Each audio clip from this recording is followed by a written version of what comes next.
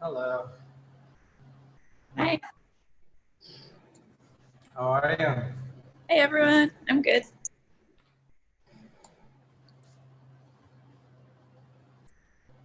John, are you still in England? Can't you tell by the lack of daylight? But,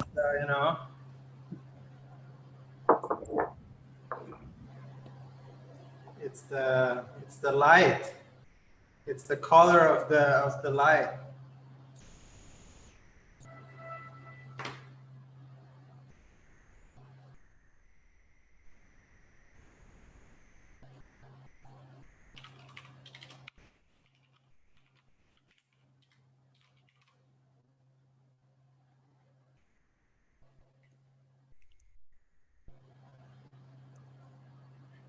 Hi, William.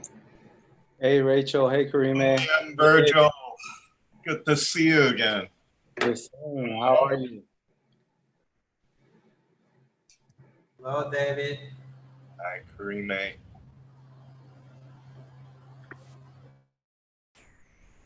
Now, Curime, I actually don't know how to pronounce your last name. Am I pronouncing it right? Batliner? Well, in English they say Batliner, but in German it's Batliner. Batliner. Okay.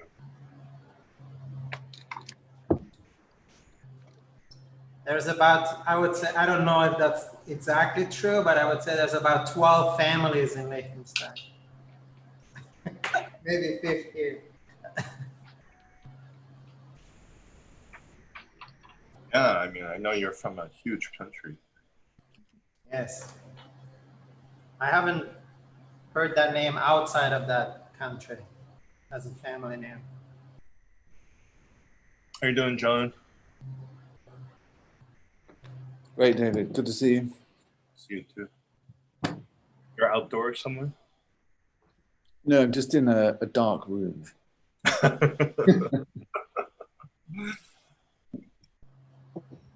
He's like in the reading room at Hogwarts. There's nothing I enjoy better when I'm in London than to go into a pub in the middle of the afternoon. Yeah, I'm not in a pub. I just like to emphasize that. I assure you. Dungeon? Some kind of dungeon?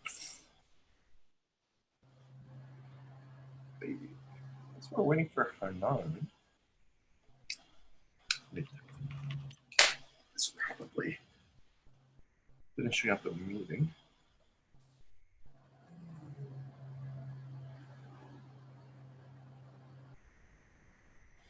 Ah, here it comes.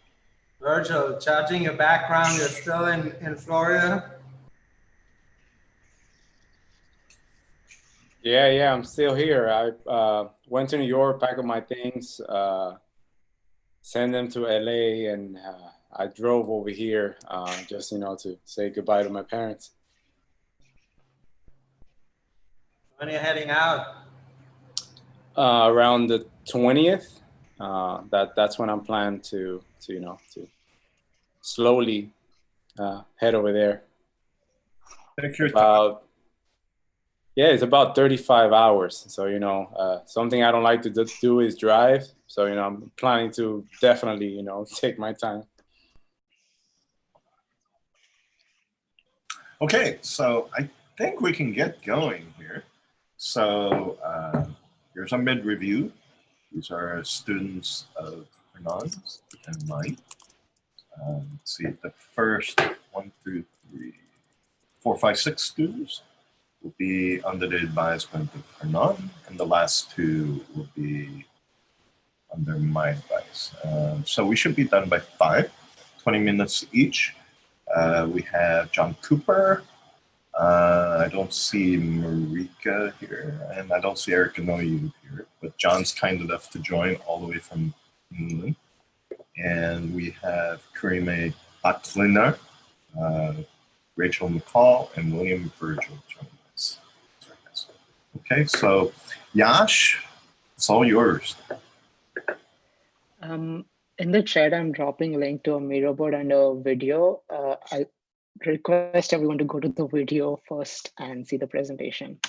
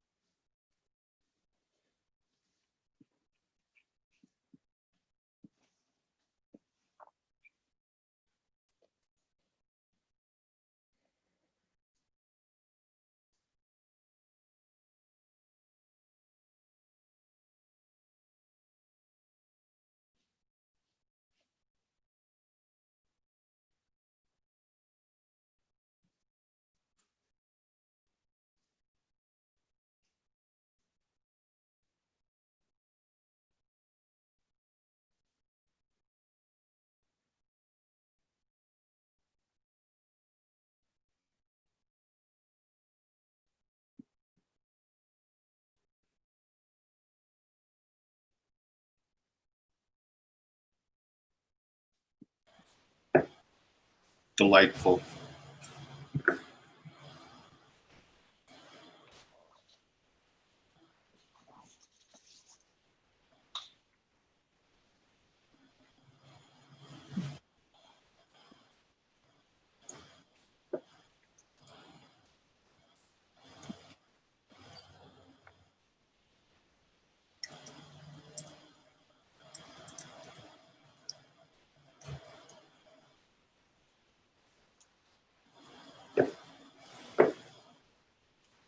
Yash, I put a link in the window for you.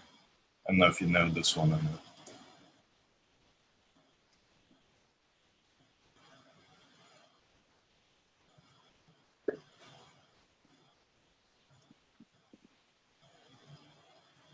Okay, everyone, just let me know when you're done watching the video and we can move on.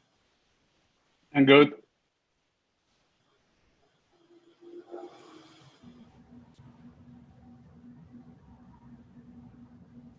Good. Good, yeah. Yeah. Would you like to continue your presentation now?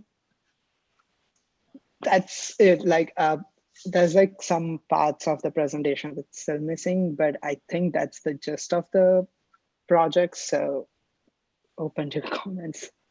Kind of straightforward. I like the absurdity of it. Thank you.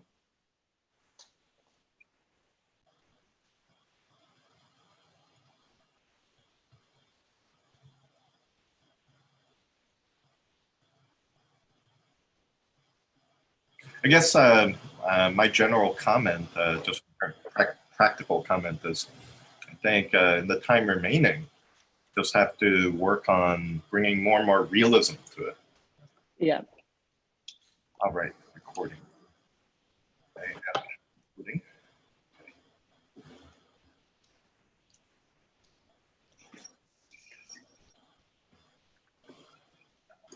The link I put in the window, it's kind of an old video now, but it was pretty viral at one time. But it does an excellent job with this absurd realism. And there might be some things you can appropriate from its techniques. Thanks.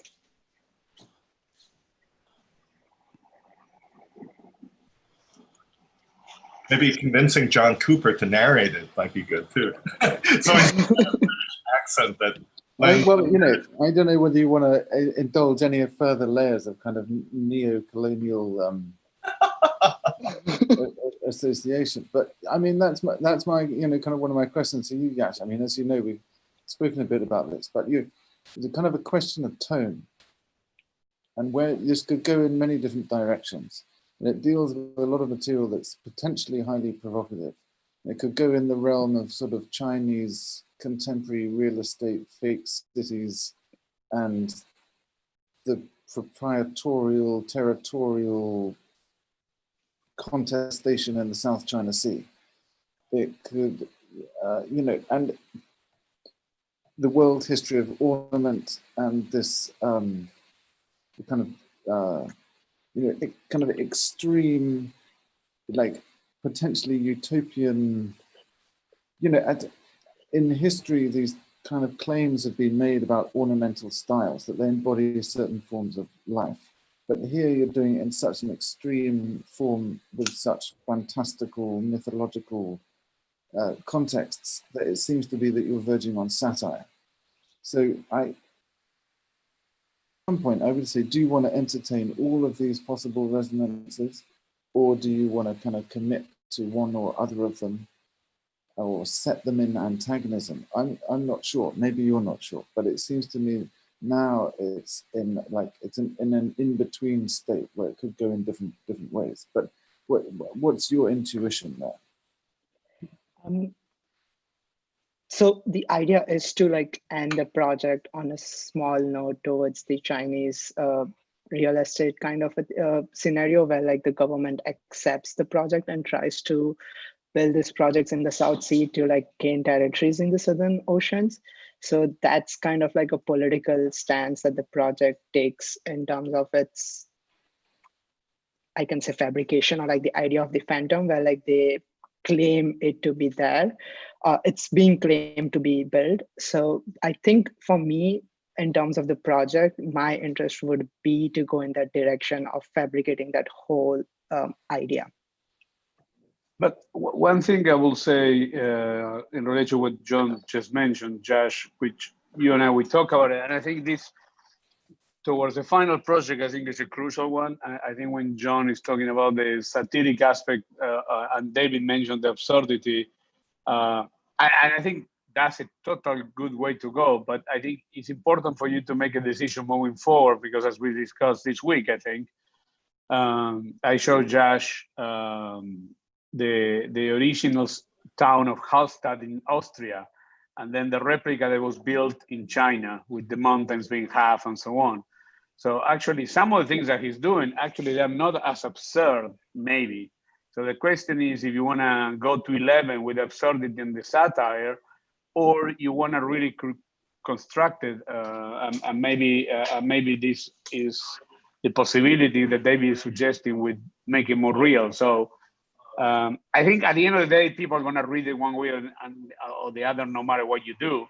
But I think for your own sake as a designer, and I think both are totally valid. I don't think one is better than the other one. But I think each of them will require different kind of operations moving forward. So to me, that's a decision that you will have to make. I personally think that I think what John is pushing, it may help you. I think it will be more enjoyable to work on that than the other one. But I don't know.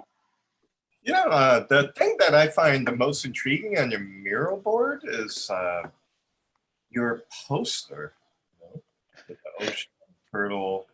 Because as the character of political propaganda, it's like North Korean, you know, political propaganda posters. You know? So I wonder if maybe that dimension of this could be heightened a little bit, because I try to think like, what is this project a critique of?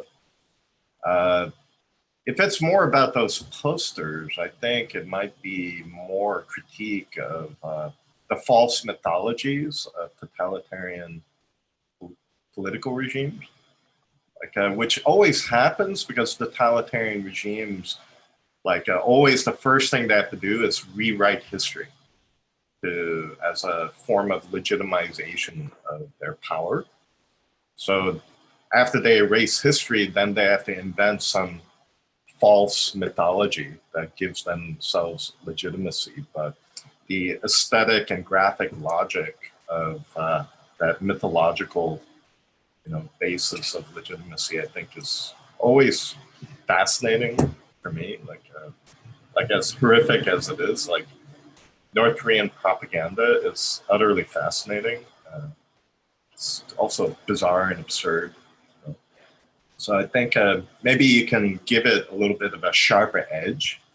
You know, if you emphasize that aspect of it, then the video could be more like the realism of the shitty corporate infomercial, you know, and not like the realism of the Attenborough documentary, you know, but some other form of realism of really petty, banal interests, economic interests.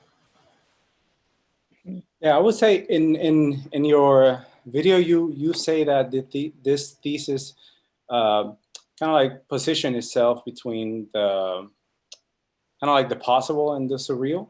So for me, if I read the project as just, you know, standing from afar and just kind of like viewing what you have created, I read it as, you know, as a hill with, you know, buildings. So for me, in order to kind of like direct it more to the, you know, what John is referring, I would find a way of interacting more between the monsters and the actual cities or, you know, island that you're creating. So, you know, for example, like in my head, like somehow like maybe the head of the dinosaur comes and kind of like is the way in which, you know, it comes and it grabs somebody from one island and transport it into the other. and that's like a mode in which the islands are able to communicate with each other. So for me, if you're gonna go into the realm of like something that is more speculative and it's not because when the island is just sitting in the water and we don't see the monster, then this is totally possible. This is an island that you created and it's there. But then once we start understanding that there's a monster and, one is it's moving by walking, the other one is moving by swimming, and, we see the head. So I wonder if there's a further connection that you're able to do between the monsters and the actual architecture that you're creating.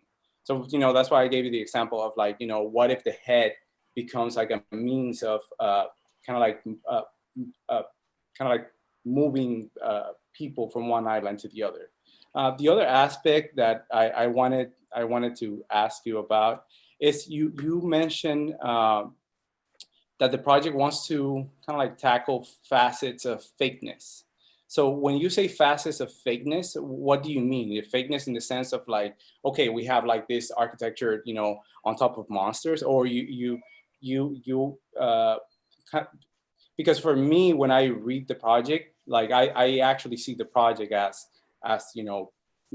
architecture that exists. I don't see it so much as something that is fake. After, just when I see the monster, then that's kind of like when I understand, okay, so yeah, this is fake. But then for me, I don't know if there's a way for you to further address the facets of fakeness.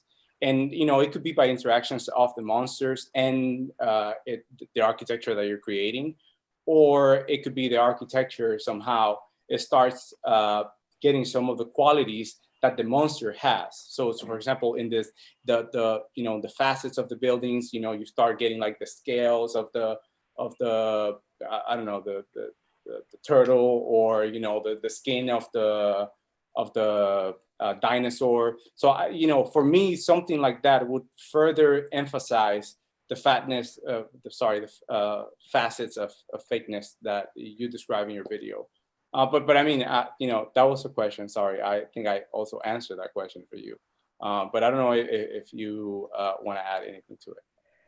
I mean, you kind of answered the question by just saying that the monsters reveal, and that's why like each city reveals its monster at different parts of the narrative that it goes through. And in terms of interaction, the last scene that is not been worked on yet, but it's basically the idea of these monsters coming together to form a new kind of an organization. So like right now for midterms, I just had to get the idea out. So I was just moving still images right now, but the idea is to get them to move across an ocean to build up that they're coming together and forming a new city from these three different islands, or making a bigger island of these three.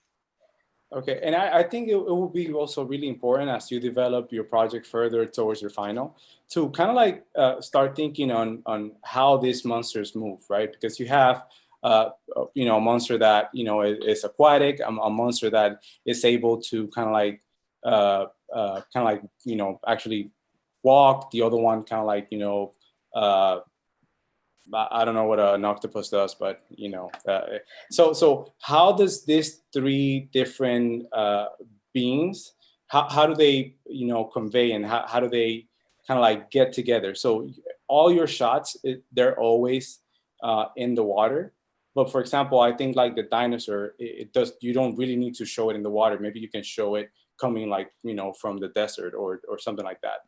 Then the turtle could be kind of like coming some sort of flat land, and then the octopus is in the water, and then how do they three converge and make a this island that you're talking about? But very provocative, and I think you're onto something really interesting. Just about the animals, actually all the three animals are aquatic. The dinosaur is a species of dinosaur that lives inside the water and on land. The idea was that these islands disappear within the fog in the ocean, so they were never discovered, and that's the reason they're constantly seen in the ocean. So like the first three shots where the three islands are seen behind the ocean coastlines was the idea that you are able to see a fragment of them from the world that we live in, and this is overlapping within us. I think getting the animals to move in more extreme, more theatrical ways will help the project a lot. It will add to Yeah, the no, I agree. absurdity of it. Yeah. Okay. I was I think gonna we have say, to I move really, on. Yeah. oh, Last one comment. quick comment. Good. Yash, I love the way how it took so long to reveal the animals in the movie. And I really like the contrast between the two different ways you presented, like the movie, which was really hard to notice the animals, and then the mirror where it's super obvious. So I would play more with the contrast between the two rather than kind of merge them into one or making them more the same. Yeah. Totally agree. Okay. I know I asked you last time too, but am I pronouncing your name right? Kshitij? Oh yeah, that's right. Kshitij. That's Okay. perfect. Okay, great. Yeah. You're next. Thank you. Great job, Josh. So I'll just briefly go through my thesis report before I come to the design. I'm Bhende and I'm working on my thesis topic called the ugly architecture. The relationship between art and design is often misunderstood. And although design is outcome can be artful, the process behind it is altogether very different. What makes a building great? Is there a design that can be hated by everyone subjectively? Is it possible to come to a conclusion about an ugly design collectively? There exist important elements that are part of architecture design: its scale, context, texture, geometry, and color. There is always a fine line how we use them to make it look aesthetically appealing. A single change in the following can cause a drastic difference to the aesthetic judgment made by the user. The purpose of this thesis is to understand these factors, their applications, and to set an example of a building that is not supposed to be designed. In my report, I have set a series of examples using some of the iconic architectural buildings by redesigning them, by adding or subtracting a simple change, understanding and applying changes elements like scale, color, alignment, or form of the designs. By exploring ugliness, we could vaccinate ourselves against the pretentious architecture that could pop up in the future.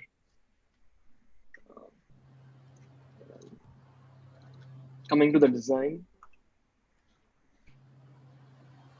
Elements of architecture look alter the fundamentals of our building by any user, architect, anywhere, anytime.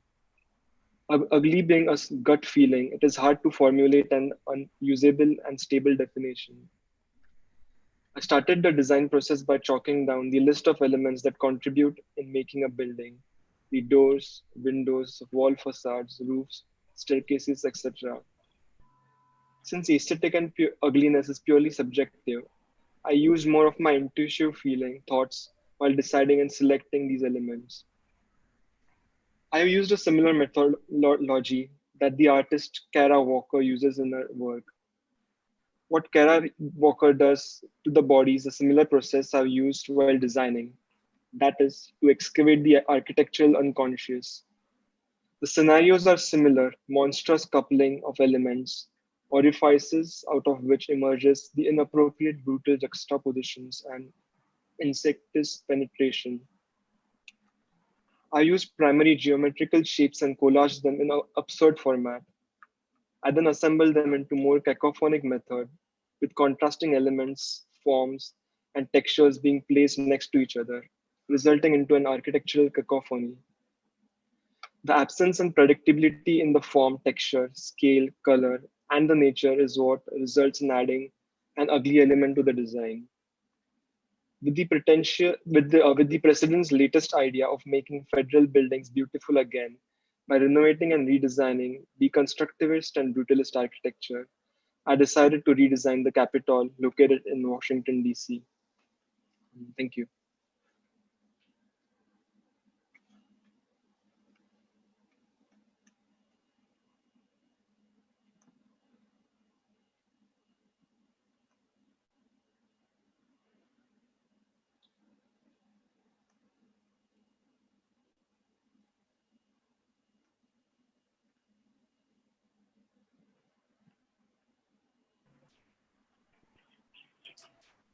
Can you explain a little more? You mentioned Kara Walker. how does the work that she does relates to what you're doing with your building? The methodology of using more of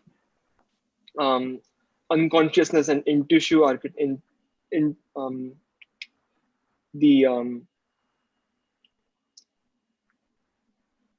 the instinct of how the subjects are designed. Like the subjects that are choose, the elements around are like more intense, intuitive. Okay. And the monstrous So coupling of elements, orifices, and the off-scale elements. okay, so just taking a cue from you mentioning her, her work, usually explores like, race, gender, identity, and, she does like this black, cutouts that, usually depict like, these themes. So I was wondering, once you mentioned that, once I looked at your proposal, I began thinking like, okay, so how can you achieve kind of like the same effect that she's achieving by just kind of like, let's say do a cutout of a silhouette that has kind of like, like a big behind, right? So how can that be translated into an architectural gesture that depicts form? Because every form that at least from the views that I'm looking at, is very geometric, right? So yeah, I'm able to read the geometry in its purest form. So it's not like I'm not like you're doing things to kind of like the facades of it, but I wonder how can you develop that further in a way in which that the true character of the geometry is revealed by the transformations that you make, and not by me actually reading the silhouettes of the geometry, if that makes any sense. So for example, in here in the cube, you have like some elements in the facades, right? So yeah. for me, in order to kind of like, ground the thesis a little more, I would like to read it in a way in which the elements that you are attaching to your facade, it's what's telling me that this is a cube, not me physically looking at the sharp corners of the cube, if that makes any sense. Okay, yeah, that's a good point. Yeah, and then you also mentioned something about exploring ugliness. Yeah, do you want to clarify that a little more? Exploring ugliness. Yeah. Yeah, I meant by exploring ugliness, we could vaccinate ourselves against the pretentious architecture that could pop up in the future. And I would like to stress on the term vaccinate, because if we study deep into the ugliness, we understand how the ugliness is caused, and then it's easier to get rid of the ugliness.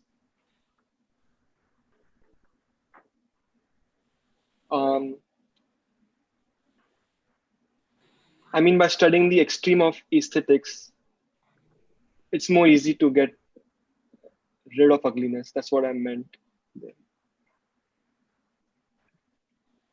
So you're proposing getting rid of the ugliness, or you want to kind of like heighten the ugliness? Oh, sorry, I couldn't hear you. Yeah, do you want to get rid of the ugliness, or you want to heighten the ugliness? I want to get rid of it, and the purpose of this thesis is to study ugliness to get rid of it.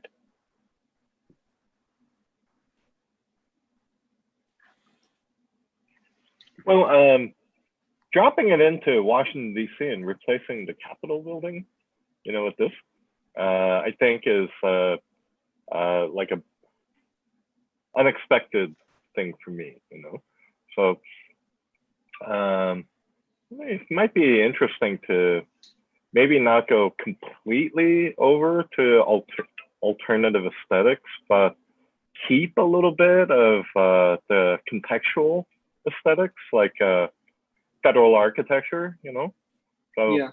like if this becomes kind of white, like Yeah. I mean, the only completely white buildings in DC are the federal buildings, and Yeah. so like so they're kind of absurd already, and why the United States decided to go with Rome. You know, like that's also pretty absurd. Not any more absurd than this in principle, I think.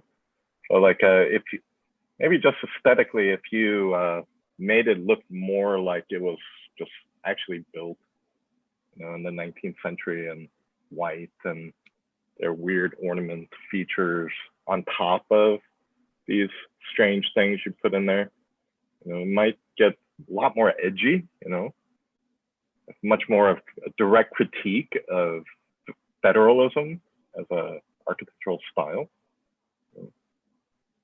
Because you know that leaked document that Trump put out, like, Yeah. you know, I want to make architecture great again now too, right? And it was just ridiculous. And I mean, project and to some degree might be, you know, have that kind of in the background, you know, as a critique of that.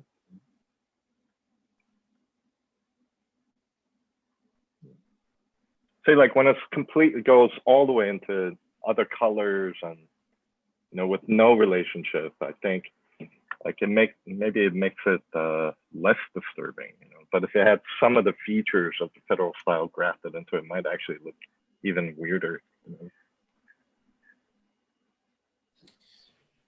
Yeah, I agree with David. I actually quite like some of your early photoshoppings where you kind of use known buildings, and I clearly can distinguish, oh yeah, this is really an uglier or less worked version of like what it is.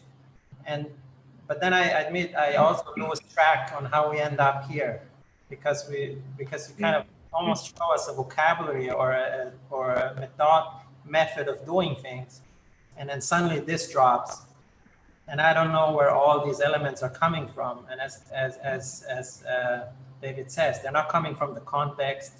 They're not coming from something you showed us. They're just something I assume you feel is ugly.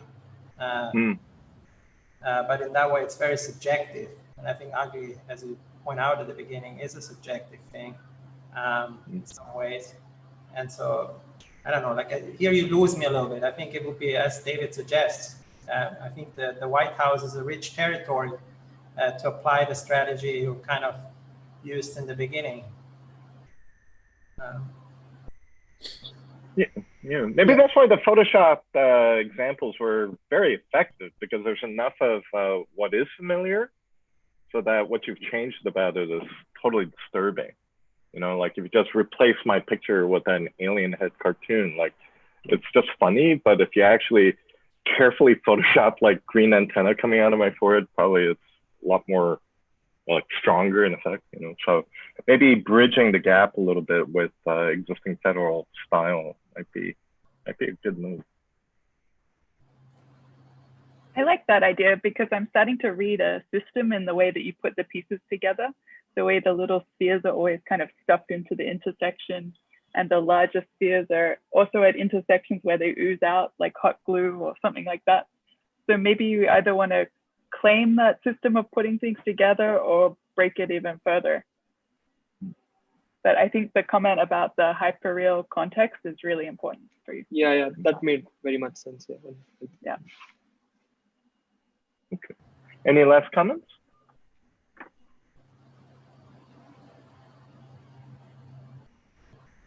I mean, I'll add, it's actually pretty bold, you know, of you to drop it into DC, you know. So I think there's no way to carefully walk that back, you know, like, so by talking about beauty versus ugly, you know, it's like, while you do this, you know, it's like you're not talking about the most obvious feature of the project too, you know, so might as well just take it head on, you know. Okay, so Saleh, you're next. Okay, great. Hey guys, just a quick disclaimer before I play the video. Turn down your volumes a bit, because it might blast with a loud noise in the start, and then just adjust it. Thank you for the warning. Yeah, it happens. All right.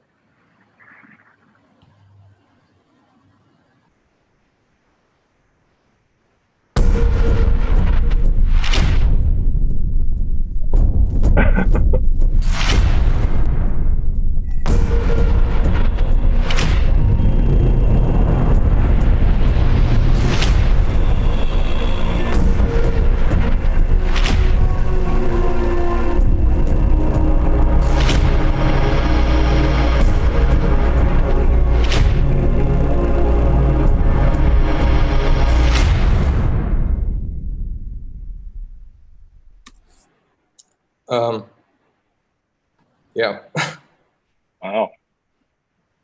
I don't know. Should I Impressive. actually? Just loop it without sound, Saleh. Sure, sure. Thank you. I mean, looks great. Thank you. You know, last time at miniatures, I remember I really loved how hilarious some of the movements were. You know, and it's become like very serious now, like action movie. But like I thought you were about to do the same thing with this I don't know, hero first-person shooter avatar, like stumbling out drunk from a cave bar or something, or passes out. But it's more like he's in pain. I realized, like, okay, wait, it's more serious now.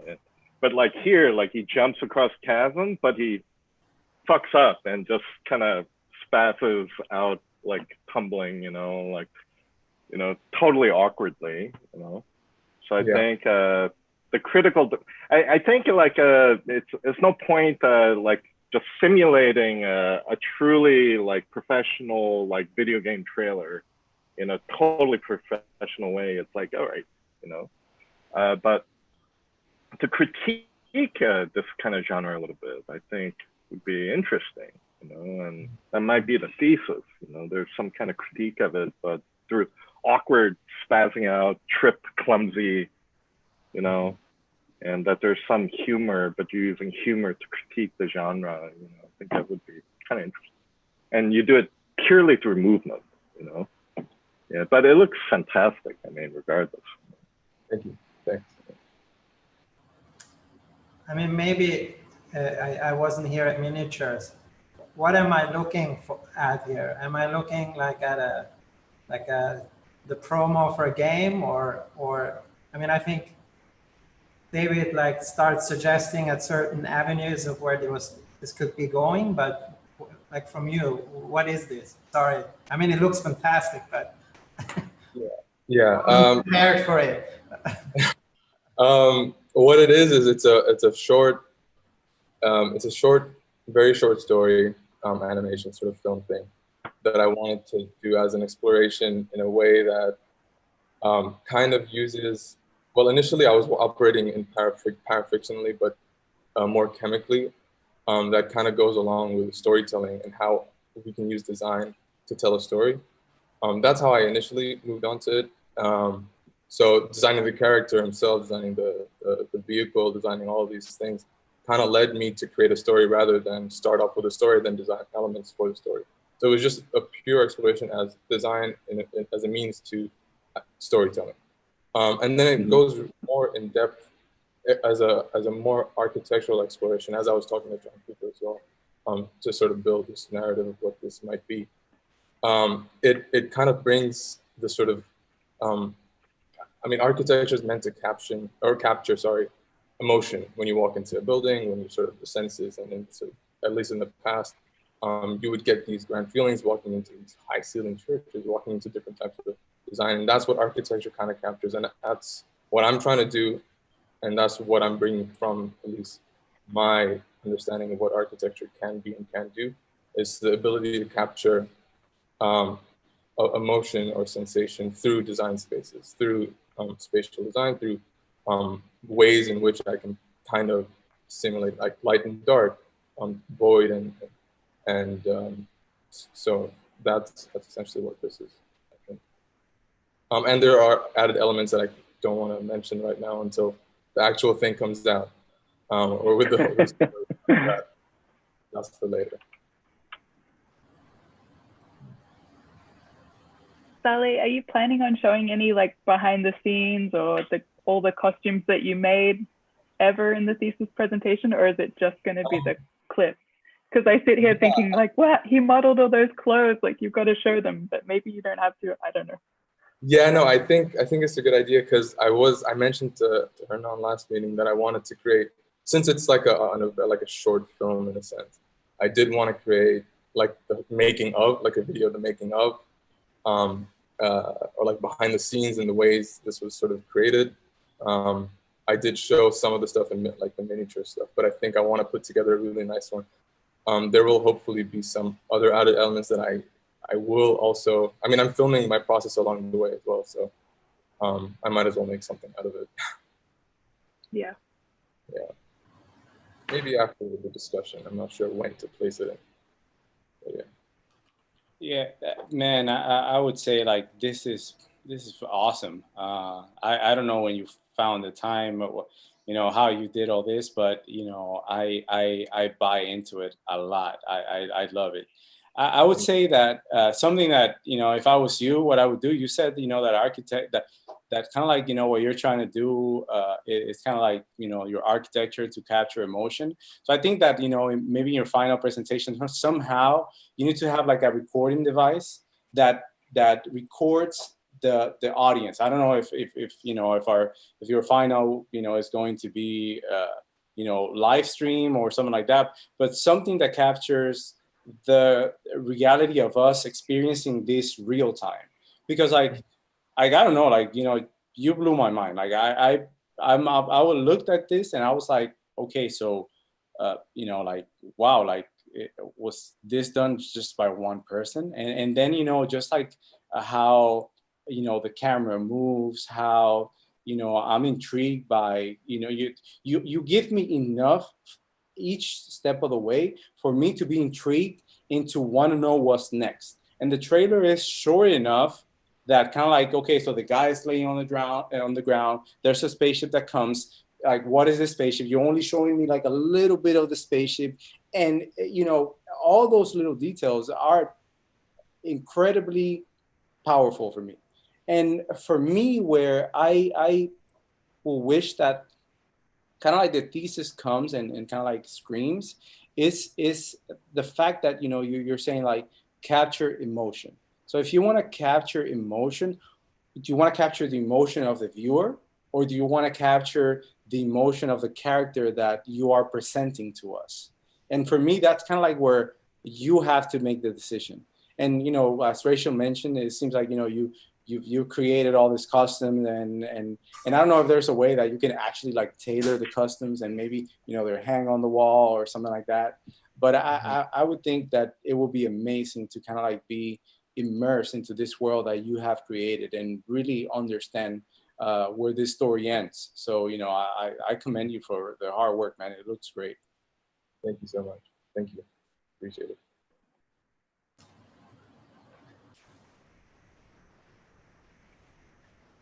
I'm like thinking ahead to like the terminal review and what will the people end up talking about? You know, that moment of the review when they're not even talking to you anymore and they're talking to each other. What would that conversation be? Like, and I don't think it would be what you said. You know, about. No, I don't think so. You know, some alternative technological medium that rejiggers the conversation about sensation. You know, and architecture. Yeah. No, I'm not too sure, honestly, especially with, I guess, what I have imagined as the ending or what the whole story is about. Yeah, without knowing what the entire narrative is about, you know, I'm not sure if I'll make a relevant comment, you know. But that's why it just kind of jumps out at me. Like, it's so, the most obvious association I have is with teasers for video games, right? And then, like anything, it constitutes a genre. And when it's purely commercial, there is no consciousness of the genre itself. So it's just about making money, really. And then, so if somebody like you takes it on and pirates that genre for an architectural thesis project, right? I think ideally there is some kind of consciousness of the genre that you're constructing. You know, we also say criticality, right? But like what can you do to it to like just heighten this question of the appropriation of this other genre for the doing of thesis? You know? Like what is the effect of it? What's the goal of it? I will say that I did specifically choose and specifically I chose to use the cliches of the genre on purpose for a certain reason, at least visually. You know, I think there's more to the whole genre or the look of it than just the visual representation of it. So I think breaking the notions of sci-fi or whatever, I don't believe, at least deep down, I don't believe that it needs to be broken visually to actually break the genre or to actually do something a bit different. So I did try and tie it, or at least direct it in a certain way to achieve what I hope to be the actual the finale or the final act or whatever. And I will say that even though the trailer is serious, or it looks serious and very polished in that sense, I think the final product will be a mix of both serious and something that's not so serious as well. Oh, I see. In a sense, in a way, without revealing too much. Is there any way that you can forget the ending and have somebody else kind of like drive it, and you're just the machine that makes it? Because I think that it's kind of like a, you know, if you are in control of everything and you're the one that, you know, you design the world, you design the costume, you design the way the character moves, you decide, you know, the set, the spaceship, you know, everything, then it, for me, kind of like takes away a little bit of the magic of, at least like if I'm the one working, doing all this, I would kind of like, I don't know, it's like a very linear thing. And for me as a spectator, like I wouldn't want this to be linear. I would want this to kind of like, you know, be on a sphere and like jump all over, and you know, and then, you know, surprise me that, you know, all of a sudden we were always on a triangle, and, you know, it was not a sphere. But, you know, you as the author, it's kind of like, you know, like how, like, to take it another notch, like how can you remove yourself from the equation of like creating all this and making all this into like giving the control of somebody else to give the meaning of what all this that you created is? Yeah, I think it is in that sense. I do think it might be doing that. I can let go of it in a sense that it could be anything that people want it to be, especially while watching it, up until the last, I would say, 10 seconds.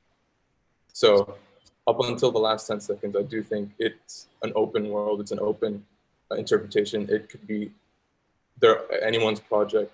And then I think the last 10 seconds. So I think if I just cut it back 10 seconds, then it's open to anything. But that last 10 is the input that kind of ties what you were saying, which is like fixated to my design, which good or bad, I'm not sure. But yeah. But having listened a little bit and like what David is like suggest, like I can see like multiple routes this going, and like I'm not sure you're completely clear, but let's go the route like David is suggesting, where we kind of like apply this to the genre of architecture. I find it a little bit strange that you're like in a cave. Like I wonder if this took place on one Santa Fe, and it was like the most known thing, and it's the most like whatever building there, but this guy's like performing this crazy stunt story on it, and it's like the invasion of who knows what's happening there. But really it's kind of a strange developer trying to promote his project, right? Yeah. That I think would be kind of cool in that sense.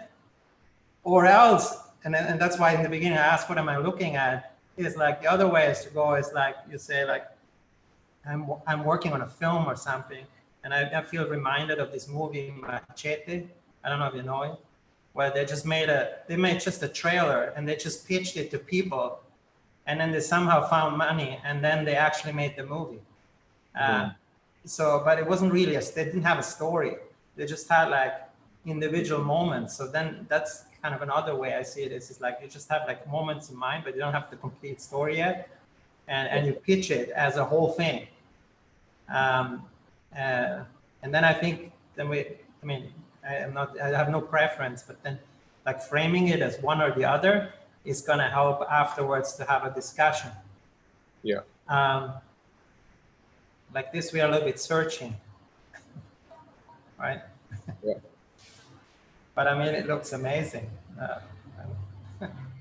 You got that covered. Yeah.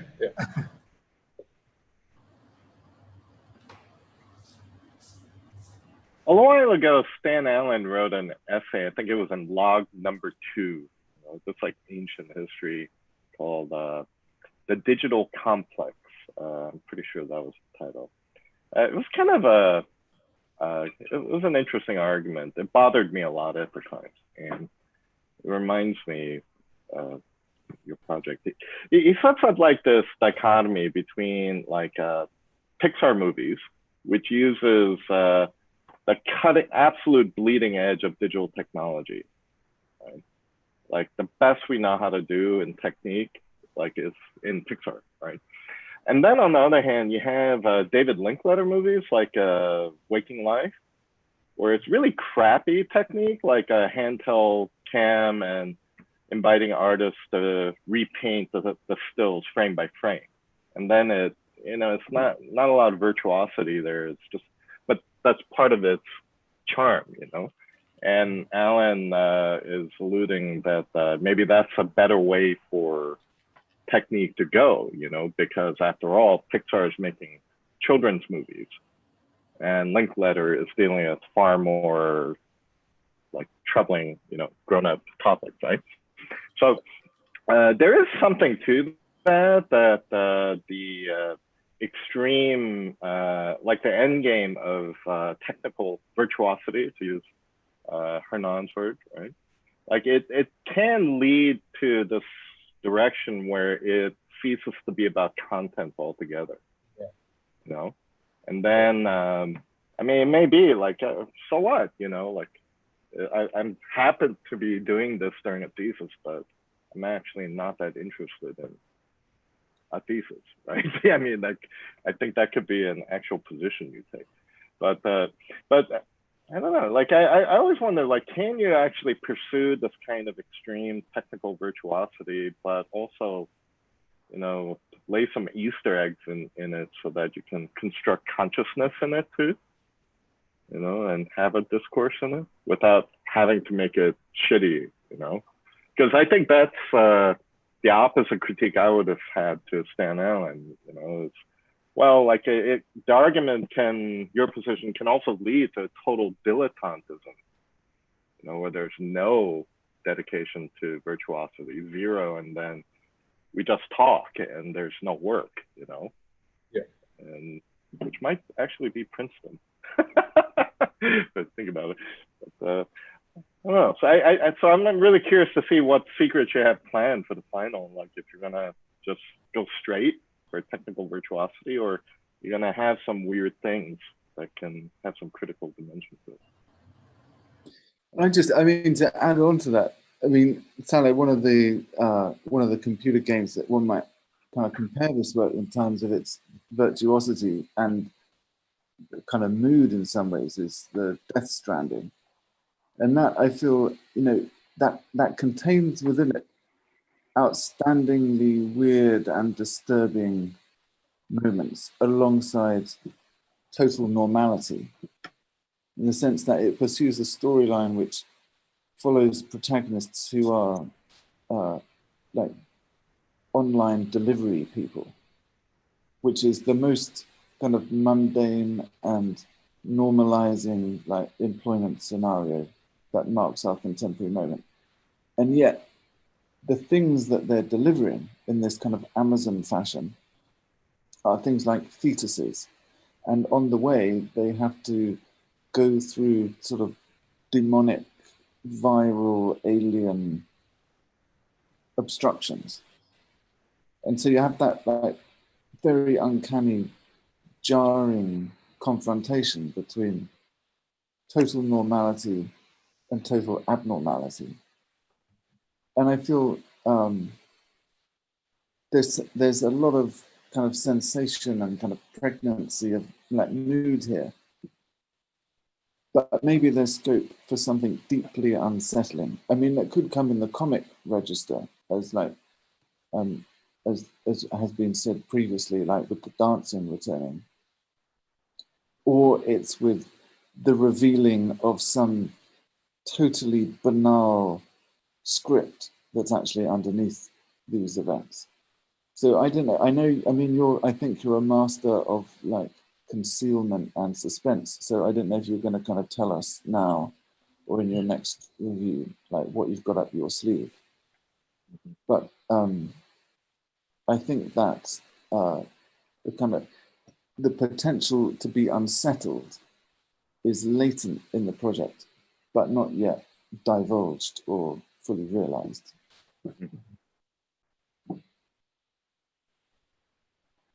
Well, can't wait to see what he has up his sleeve.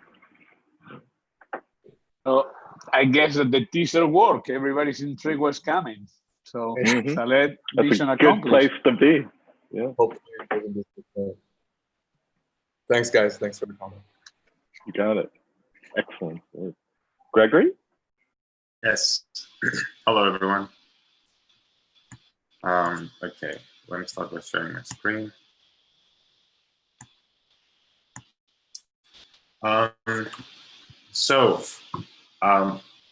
Generally, these theses, for those of you that I haven't talked to before, sort of revolves around ideas of architectural absurdness and the importance of storytelling as a design force. The project itself is basically a short film, and it's hopefully going to be half live action, half animated. What I have for you today is a first draft on the animated part. So the story basically explores a man who turns into a fish, and it's all going to be live action until he drops in the ocean, and then he starts getting lost. So his name is Aiden, by the way. So the animated part starts with Aiden getting lost in the sea, and then that starts a series of sets where the fish is going to go through some challenges in order to turn back to human and come back to the world as we know it. So every time he loses his way, he wakes up in a different set, and every set has different architectural qualities. The first one that he wakes up is the Abyss of Rejections, and it's sort of a metropolis reimagined, and then he's going to be guided and ask advice in order to go back to our world. The first advice that he gets is that the only way that he will go back to being human is to consult the sirens, which will eventually lead him to the next set. So the sirens live in the kelp forest. They offer oracles. These are placeholders. Hopefully every human being in the movie will actually be humans, so like live action filmed and green screen. But for now, this is just a way to ensure the consistency of the story. The sirens are going to tell the fish that the only way to go back to the real world is to get the key to the prison cell and go find the king of the ocean, because he's the only one who can turn him back to a human. The king of the ocean is beheaded. He doesn't have a body. He's almost dead, but his head can still talk. So the fish goes to the ocean bank and then heads towards the prison to go find the king, which will take him back to the real world.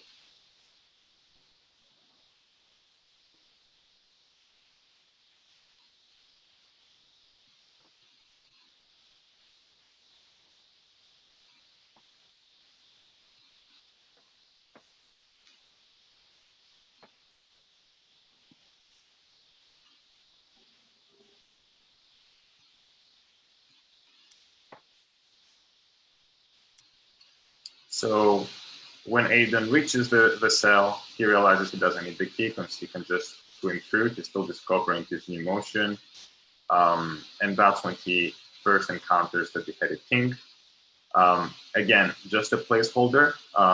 It's hopefully going to be the head of a real actor on the pillar.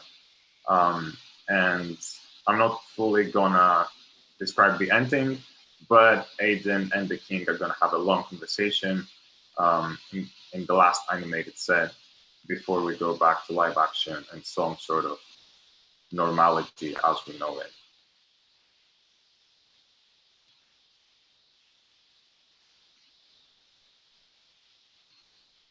So yeah, that's what I have for you today.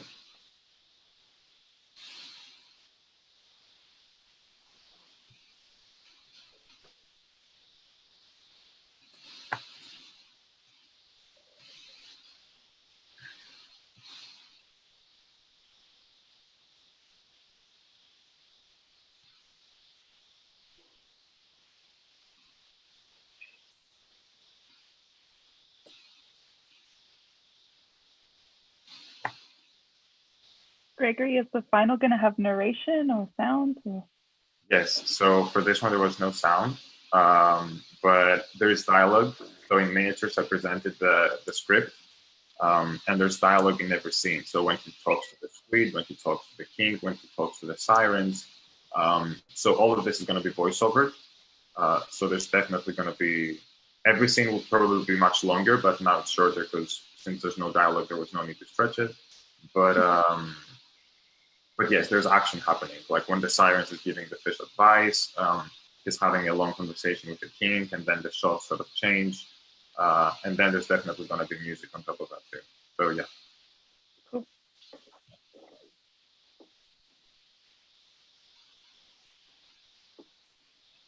Out of all the scenes, I would work most on the Metropolis one at the beginning.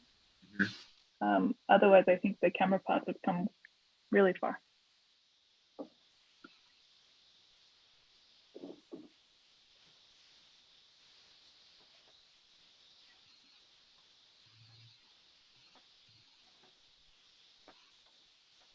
Gregory, so out of all the possibilities of things that you could have created, why a fish?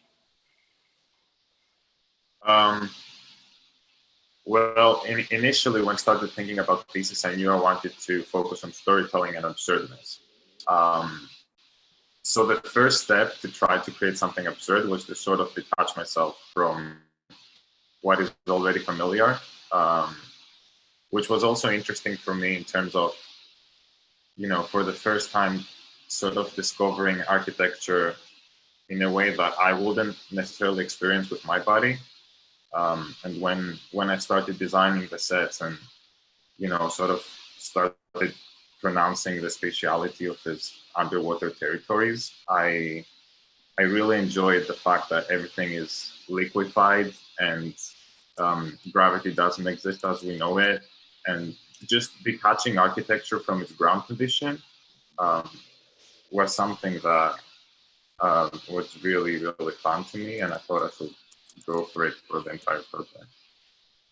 Yeah, so I asked the question because like I don't mind the fish, but for example, I see that you're creating different sets, different scenarios. And, you know, one of them reminded me of MC Escher's, you know, with the stairs. And for me, I started questioning the thesis and I'm like, okay, so what if you start, like each one of these scenarios is a moment in time in architecture or, you know, a moment in time in, you know, films. So, you know, he starts at the MC Escher's, you know, stairs, then he moves and, you know, it's a scene from the movie Alcatraz. And I don't know, you know, I kind of like, you know, those moments that you are creating, I want to picture them as, you know, small captions in different films or, you know, or again, like, you know, like architecture history. So I don't know if, I mean, I know that there's like tons of work in what you have developed so far.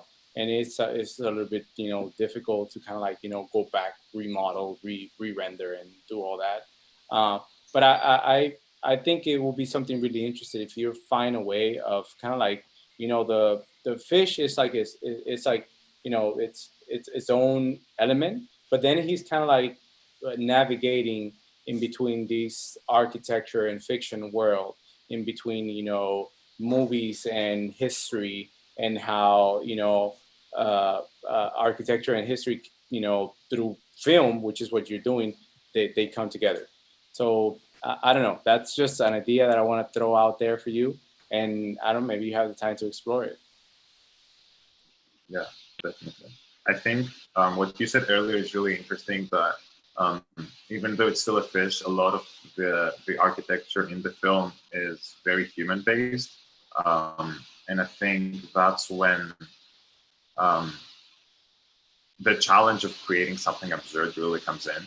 because we always pull from what we already know. And I really wanted to have something that's human. Well, first of all, because there's actual people, like there's the sirens and there's the king, so there's also humans occupying the ocean.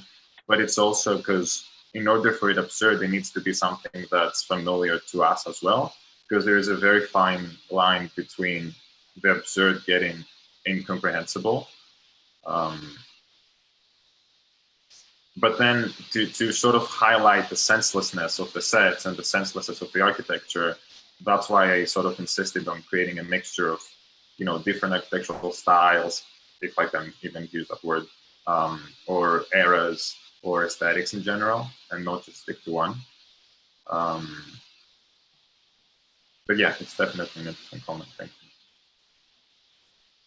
you. Yeah, but for me, it's more of like, and I go back to the NC Escher, you know, kind of like reference when I see the stairs, because you know there's an element there in which when you look at like his drawings, you know, kind of like imagine like, you know, we're looking at the fish coming down the stairs, but then, you know, behind it, like we also see like another ways of kind of like, you know, navigating through the stairs. And I don't know, for me, that kind of like, it needs, so yes, you're absolutely right. You're creating these environments where usually we wouldn't see a fish, you know, we wouldn't see a fish kind of like coming downstairs, right? But I think that and at least for me, to kind of like I would like to kind of like pinpoint these moments and tie them to a larger context once I'm like viewing to your, so for example, this scene right here, like I would imagine that, you know, this is Atlantis, and you know, this fish is kind of like he just got there.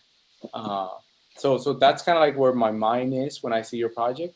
And I think, you know, the work it's phenomenal, and especially because I know how long it takes to create something like this. But I think that, you know, moving forward, maybe there's a potential for you to kind of explore different ways in which you can kind of like highlight or increase the level of connectivity between, like, you know, moments in architecture history or, you know, films and what you are creating. Absolutely.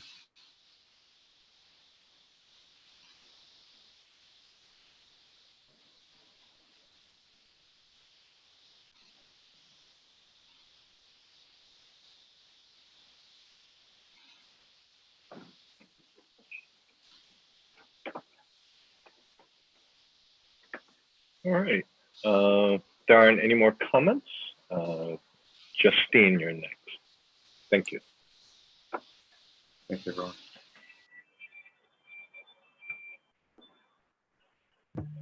Okay. Hi, everyone. Let me share my screen. Okay. So my thesis is called Rabbit Hole, and it's a comment on the issue of misinformation in our society. So as we know, it's becoming more and more hard to access real truth in our society, especially in the web. It's like there's a bunch of content, and sometimes like stuff are just contradicting each other. So I wanted to do a thesis that would illustrate this issue and show how various versions of the same fact can coexist within one space, much like what is happening in the web right now. So basically, my thesis is taking the form of an animation where the viewer will enter a journey in a space that we, most of us know fairly well, so SCI-Arc. And then, so at the beginning, the space is gonna be fairly familiar, but then as we go by, the space is gonna turn out to be more complex than expected and more disorienting. So here. So these are just like some sequences real quick. So throughout the story, I'm going to use techniques of mise en abîme. So it's for those of you that don't know, it's a technique where it's a self-reflective technique where the content is contained in the image itself. So for instance, here you have like an image of an image. And again, also you have like a model of SCI-Arc that is into like a digital model of SCI-Arc. So this is going to allow me to have like different version of the same fact or like of the same space within the same space, but also playing with medias and then playing with what is true and what is not, making the viewer kind of lose track of what to believe or not in the story. So I'm just gonna play the trailer that I made.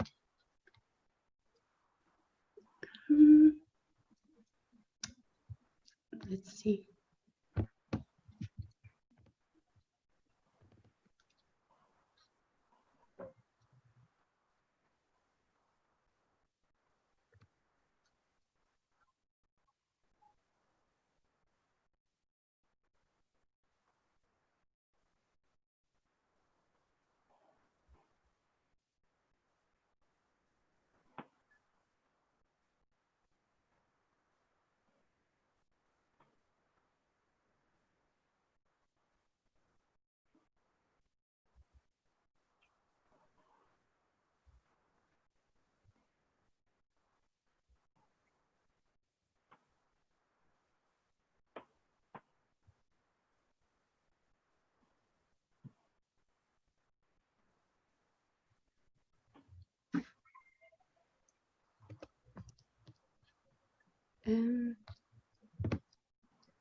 Yeah, that's it.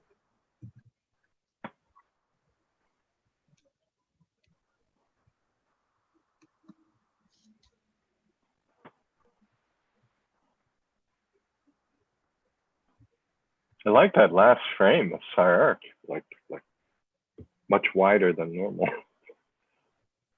Interesting. It's been so long since I've been in the building. Like, Yeah. it's like, Yeah, is that's that the also way it that's is? also something that Maybe it is. Maybe it is like that.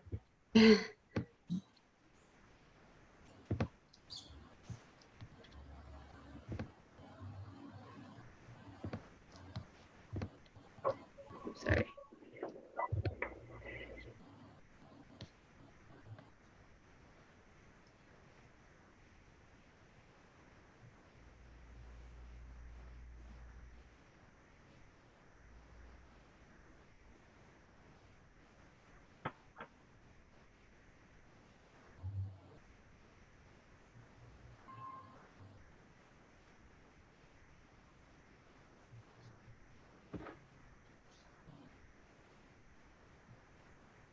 Yeah, I would like to say that, you know, you within your trailer, you definitely capture what you say, which is like, you know, being in a space within a space. And for me, like when you started your presentation, like I was like, okay, so why didn't she just film this? Why did she went through the trouble of modeling all this, texturing it, and then rendering it, which you could have achieved just by filming. And it seems like, you know, just like Saleh project, like, you know, we won't understand that till the end of your film. You know, correct me if I'm wrong, but you know, I think that it's one of those things that, you know, we have to see the ending outcome to kind of like to be able to evaluate it. And I think that everything that you have created, especially what David mentioned, like here, like, you know, I don't know, it's been a while since I've been at SCI-Arc, but, you know, it looks like pretty wide, but it looks awesome. So I would say, you know, continue what you're doing. It seems like you're onto something, you know what you're doing. For me, like I would have imagined that it might have been easier to just film, but for some reason, like what you are creating here, it's about to unravel into a story that maybe you don't want to say too much now, and you're just waiting until you're final to kind of like tell us like what is it that, you know, you were trying to achieve by doing all this. But, you know, overall, I would say excellent job, and yeah, continue doing what you're doing. Thank you. My Justine, comment is similar. yeah, great, so go ahead. Oh, I just have, it gives me all those feelings at the moment. I think you're right on point with your subject matter and the topic, particularly at this time. So I think it's really clever what you're doing, and I would just expand on the trailer more. It's really beautiful, the lighting and everything. And I would just love to see more of those sort of expanded SCI-Arcs or the slightly warped moments. But yeah, really great. It's going really well.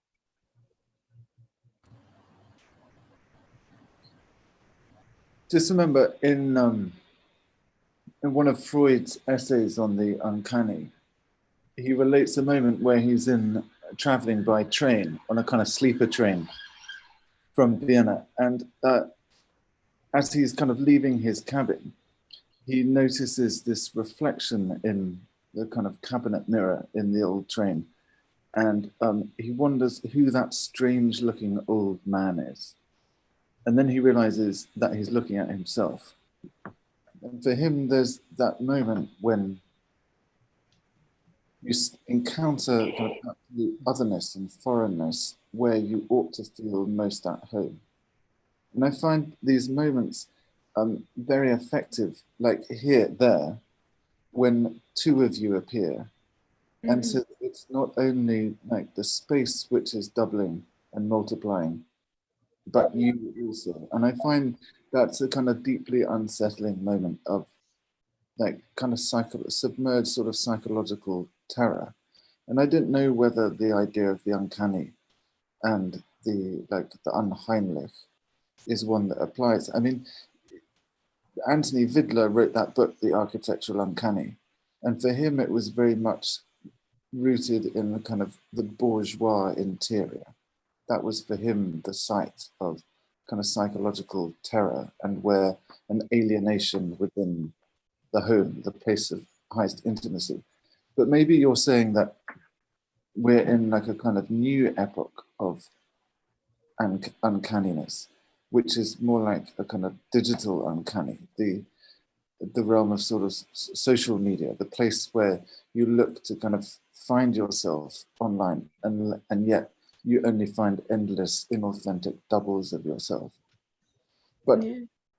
I don't know how you would take that forward, but I just think those moments to me were really, really special when you emerged looking at yourself, because then that totally explodes the ground and then you can't believe anything after that.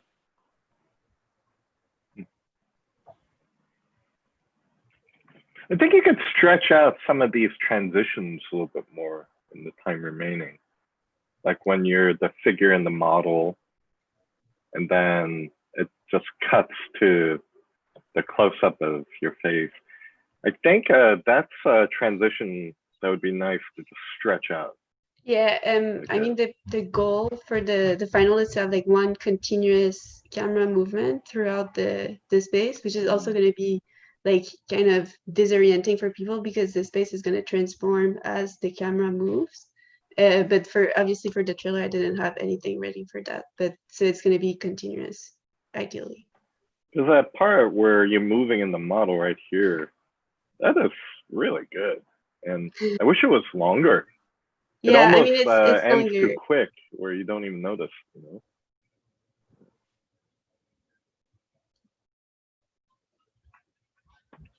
Yeah, I mean, wonderful work.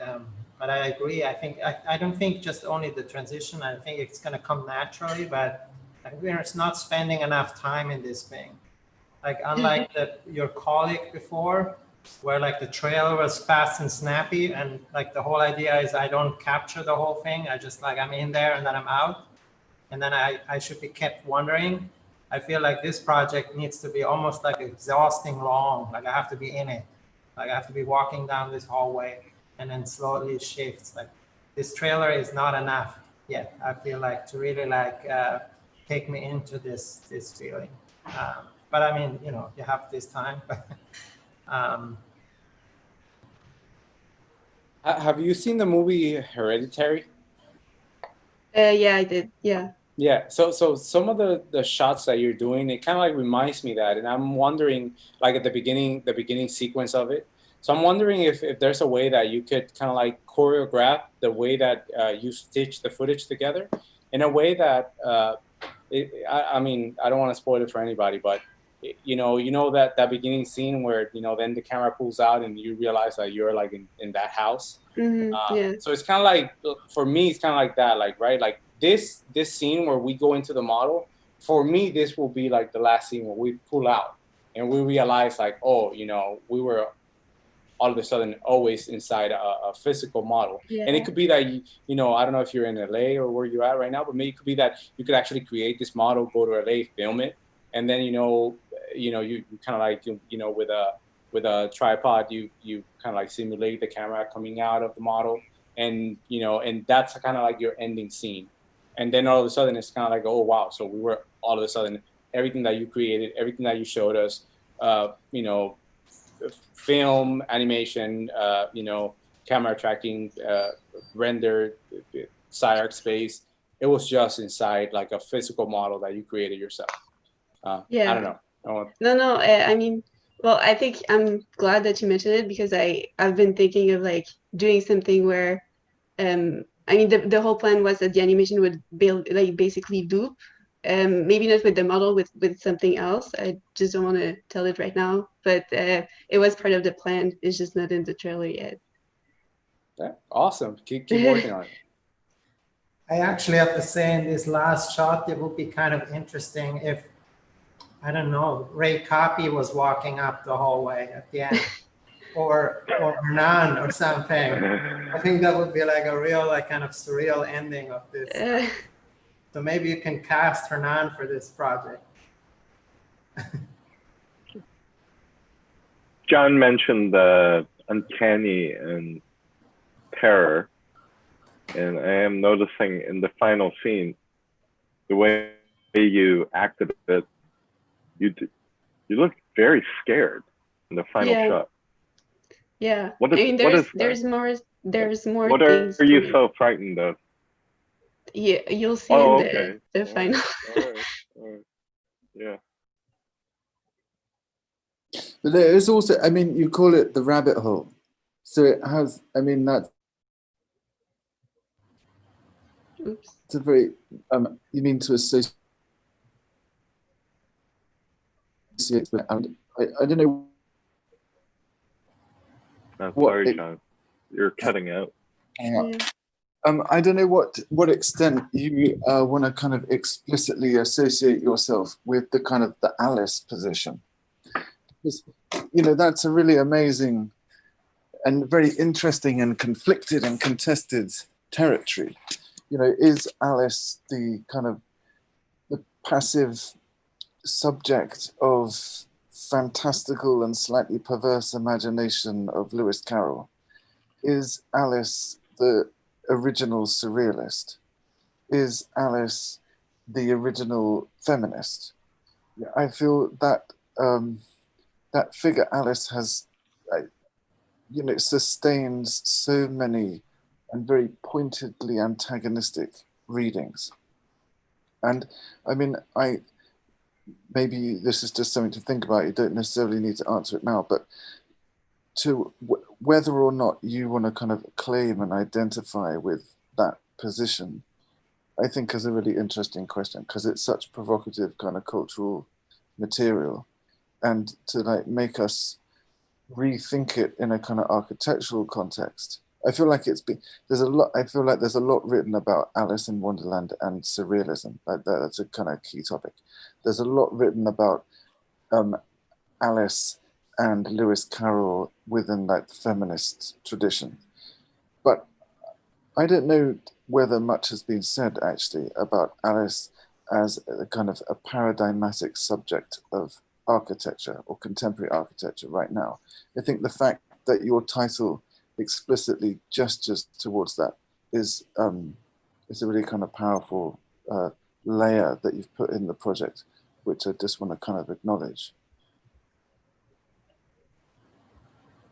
I guess a related question for me, asking about the protagonist, whether, I guess you, Alice, is, I think could have been a different decision made about your hair being different and you're wearing different clothes in every instance, but you decided to always keep yourself the same in all the shots. What went into that decision, and was that the right decision? Yeah, I thought about, I mean, the water is a theme that is going to be present throughout the animation, so that's why my hair like a little bit wet, and that's maybe something that's going to make more sense at the end. And then for the clothing, really, I just, well, I noticed water drops, like the screen is wet earlier. Yeah, so. yeah. There's water, it looks like on the ground in some shots. And then as for the clothing, I think I just wanted to stay fairly like neutral.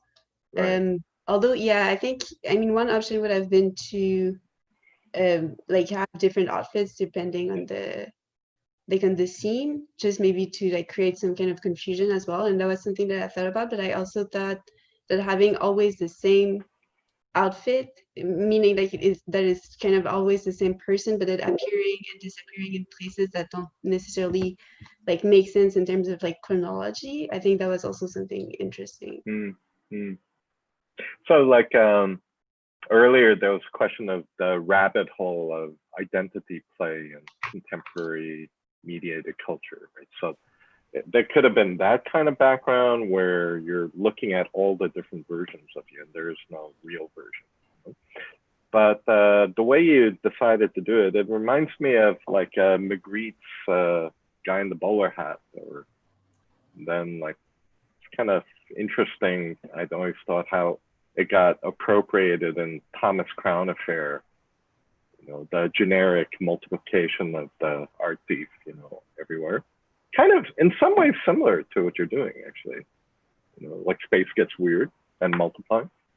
So like there's a surrealism to like presenting this abstract generic figure of yourself that I guess is getting progressively more terrified as the film goes on. So, yeah. So I'm definitely curious to see what you got up your sleeve too. Great. Yeah. I guess I wasn't suggesting maybe it was the wrong decision. It was more like it is a decision that is made. So understanding the nature of that decision and not contradicting yourself, I think is an important criteria for finishing a work. So you stay within your rules, you know. Yeah. Okay. Very cool. I love the way it's developing. Very slick.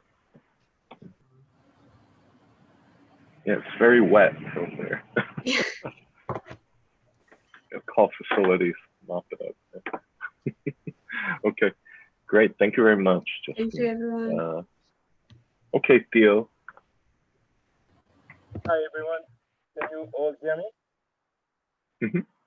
Barely. I'm going to very start my muffled. presentation. Sorry? You're very muffled. I'm going to start my presentation with a recording of myself.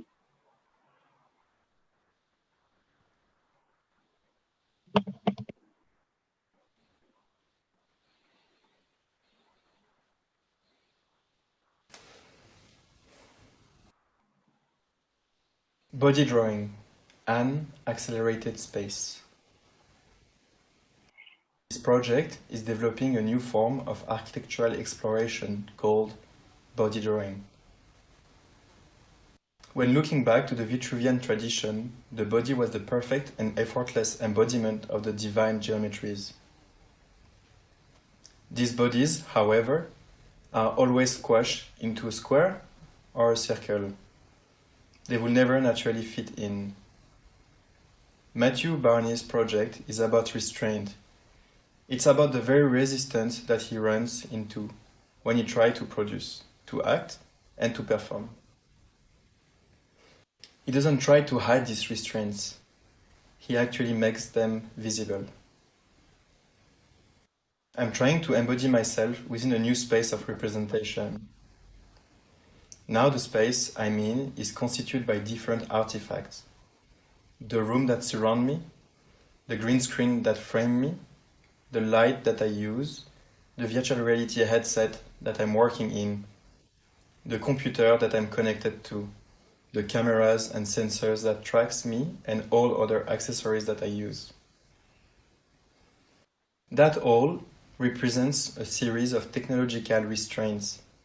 The freedom of movement in the virtual infinite blank space is illusory, because I'm covered with cables that restrain me within the room. I'm working with a new technological apparatus for the production of architecture. Within this project, I'm investigating the restraints and constraints of this new technology. I could hide it, but I choose to make it visible. My thesis is exploring how the body, with all its freedom, is met with resistance in the medium of architectural representation. I'm investigating this historical problem within a specific constraint that I find myself in right now in 2020.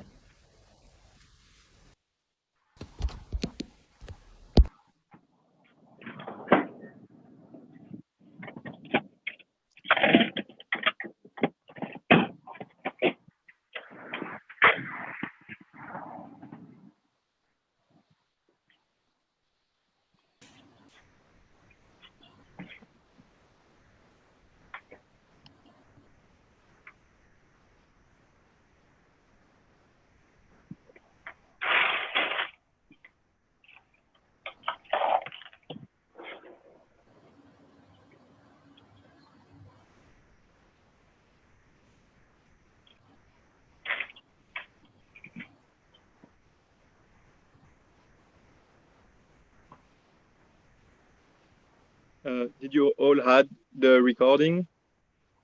Mm-hmm. Okay. So, I'm done.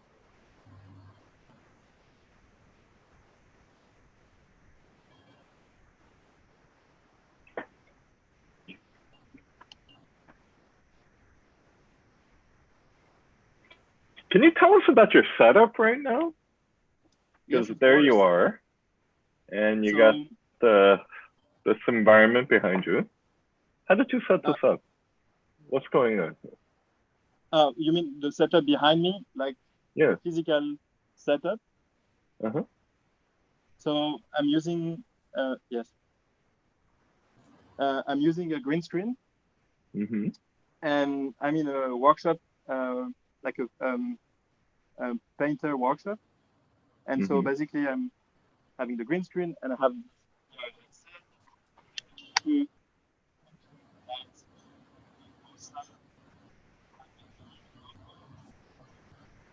Your audio's cut out. Oh, sorry. Can you hear me now? Yeah. Okay, sorry. I don't have a mic yet. I'm using the headset microphone. Oh, I see. But yeah, basically, I'm using my computer, and like I'm listening from the speaker, and I have like the green screen, the lamps, the tripod, and the tracker that I have, one that you can see that's in front of me, and one on the back. And I'm using OBS, like as you can see. Pretty interesting. Some interesting parallels I see to Justine's presentation, like through the looking glass, you know, but in your case VR, you know. And I think I would recommend for your final presentation to do it live in this kind of setup where you're in a designed environment, you know, kind of green screen, then you actually do stuff in it. I think that would be interesting. It was all live. Oh, that was live. Oh, okay. Yes, I can go back if you want. Oh, no, it's okay. I thought you had pre-recorded that for some reason. I just recorded the sound. Oh, I see. Yeah. Interesting. So you want to talk about a little bit more in the world and the setting in which you're setting yourself, what's happening there? Yes. So basically, I started my research on chronophotography and futurism. And I did some photography from a car in motion, and I was trying to develop a condensed urban landscape through photography that you can see, that you can see on the back behind the lines. And so my idea was like to develop an architectural space out of those pictures of urban landscape, like that's being like all stretched up and they are all dominated by lines. And my original idea was to use those lines to create like a building out of section cut. But then I realized that it was not going in 3-dimensional. So I decided to shape my environments and with those pictures as like a massing. And I decided to do some kind of like a choreography to join all those pictures through the lines and like the continuity, and then like create this like lines environment environment dominated by lines, basically.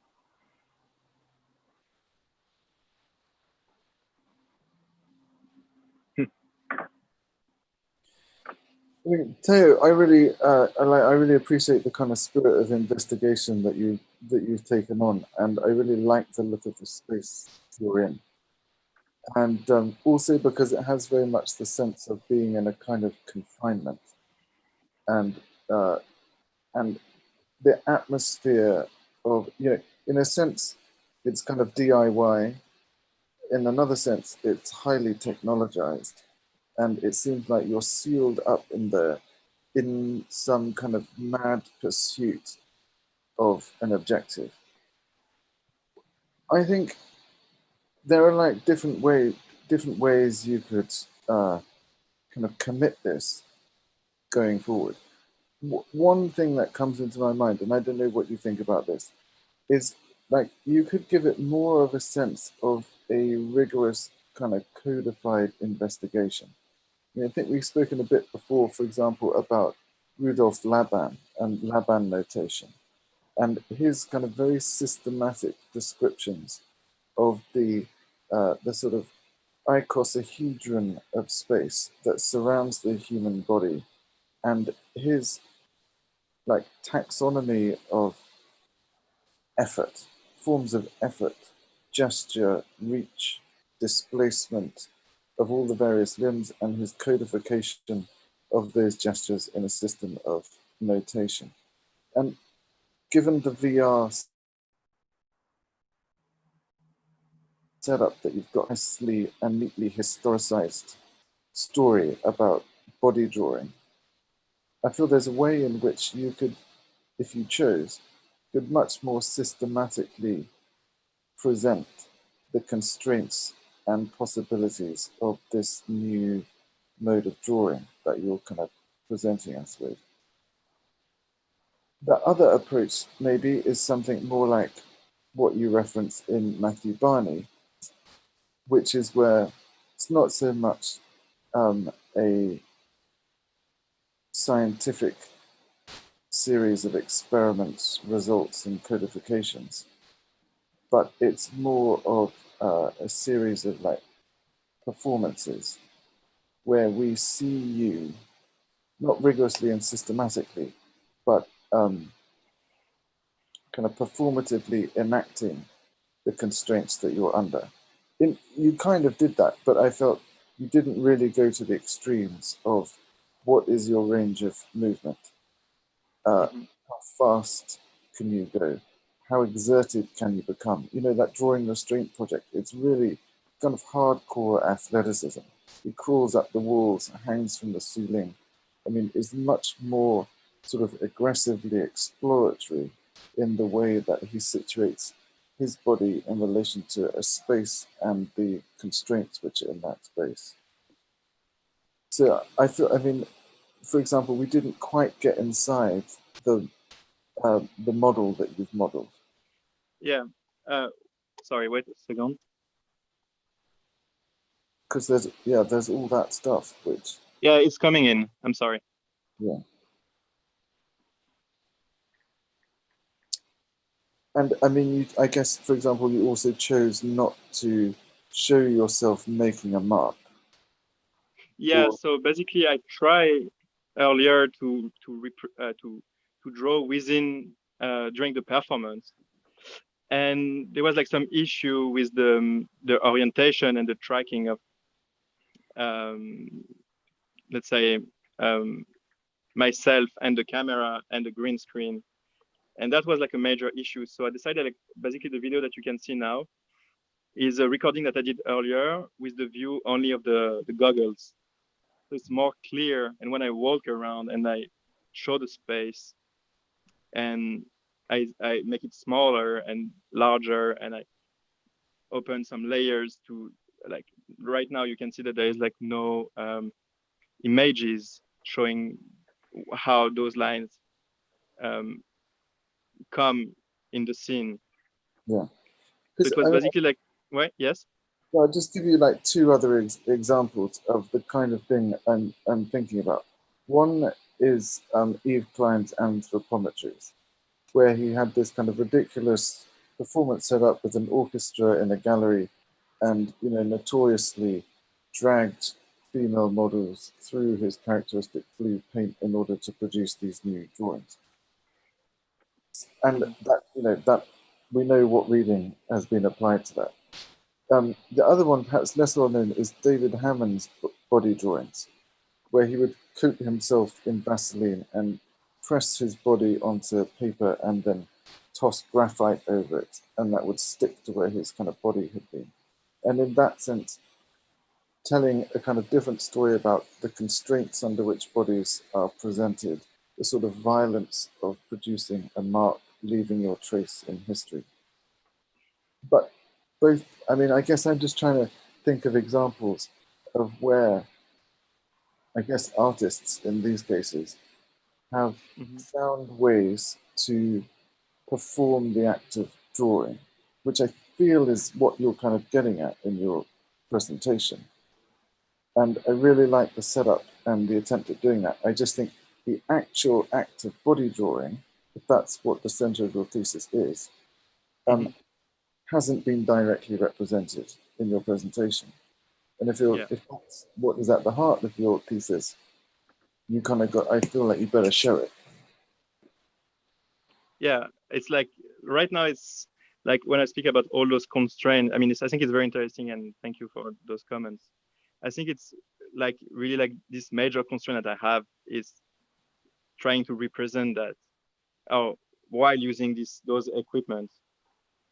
So usually I was supposed to be tracked with the VR, but it seems that it doesn't work, and maybe I have to move with like a different maybe camera that maybe doesn't work with the OBS. So it's like those kind of like other artifacts that doesn't work yet, and at the very end, or at least for the final, it will be this whole performance where I can show how I work within this space and how I experience it and how I draw and everything. So yeah.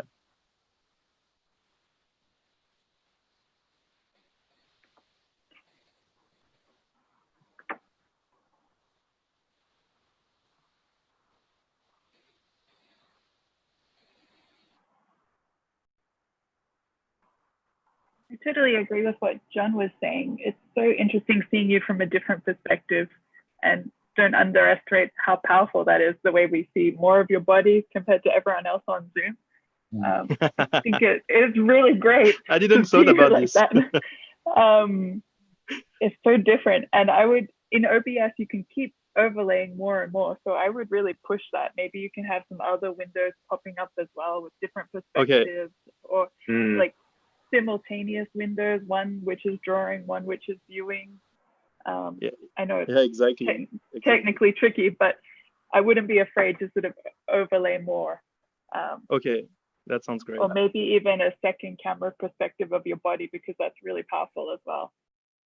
Okay. Wholeheartedly agree. Because I think your project is not really the form in this space here. Your project is the entire setup. It's this instrument that you've constructed. That should be the focus, I think, of the conversation. In your case, I don't think what you actually designed in this space is really the main issue at all, and I think it would be distracting if the conversation gets stuck on what you actually designed in it. Yeah. What I'm designing inside was my original idea, so I kind of like push it through. Yeah. Because I think I think that at some extent it could be like within a city, or just as like an object where those AI humans interact with. I'm saying AI because like all those software generates like humans that interact with your architecture, like Twinmotion or something like this. But Theo, one thing I think Rachael point, which David is agreeing with, which I agree, Many times thesis produced byproducts, and yours, I think, it has this wonderful byproduct in which is operating in a very interesting way in the Zoom environment that we are right now. So I think the way that you operate in that actually is becoming central part of the thesis, even though you didn't start maybe there. I think we are here. I mean, even seeing the screen where you're sitting with all the commands on the bottom, the whole thing already is taken on that. So I think you and I, we should talk more about it, but I think it's an important point to incorporate in a very central way. Mm-hmm. Agree. And miniatures, I think that it was kind of a, I don't know, somewhat awkward conversation about whether or not we liked the form you were making. Oh, yes. Which, and it's like, very well, interesting. but now it's like, who cares, you know? Because there's something far more interesting happening now, you know, in the overall setup of this. So, yeah. You might also want to consider the whole environment, because I think it's very present that you're presenting a painter project, and on the left side you have kind of the canvas leaning against the wall. On the right side it looks like you're mixing the paints or a lot of papers. And then in the, I don't know if it's a mirror or a black painting, but like on the right side actually your shows up again. So it's a mirror. I would definitely like take a screenshot of what you have right now and design the whole thing. Because right now it seems more you're only considering the middle stripe. I agree.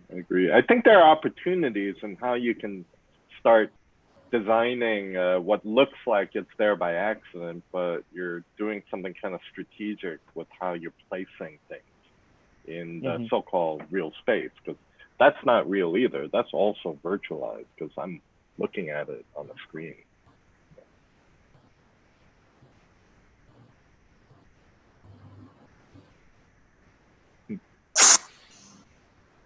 Cool. Yeah. All right. Very intriguing. Interesting turn your project has taken. Okay. Thank you very much. Caleb, you are next. Hi, everybody. I'm going to share a link in the chat to a website. However, I'm also going to share my screen to go through the presentation, and then you can take a look at the website after I finish.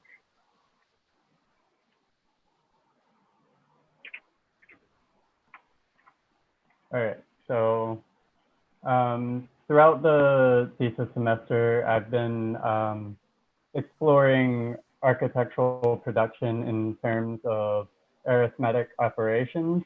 And the primary thing that I've found is that the typical way we produce is through addition and subtraction, meaning that we continually produce new images and then just discard the ones that we don't like until we come to a result that we ultimately do like.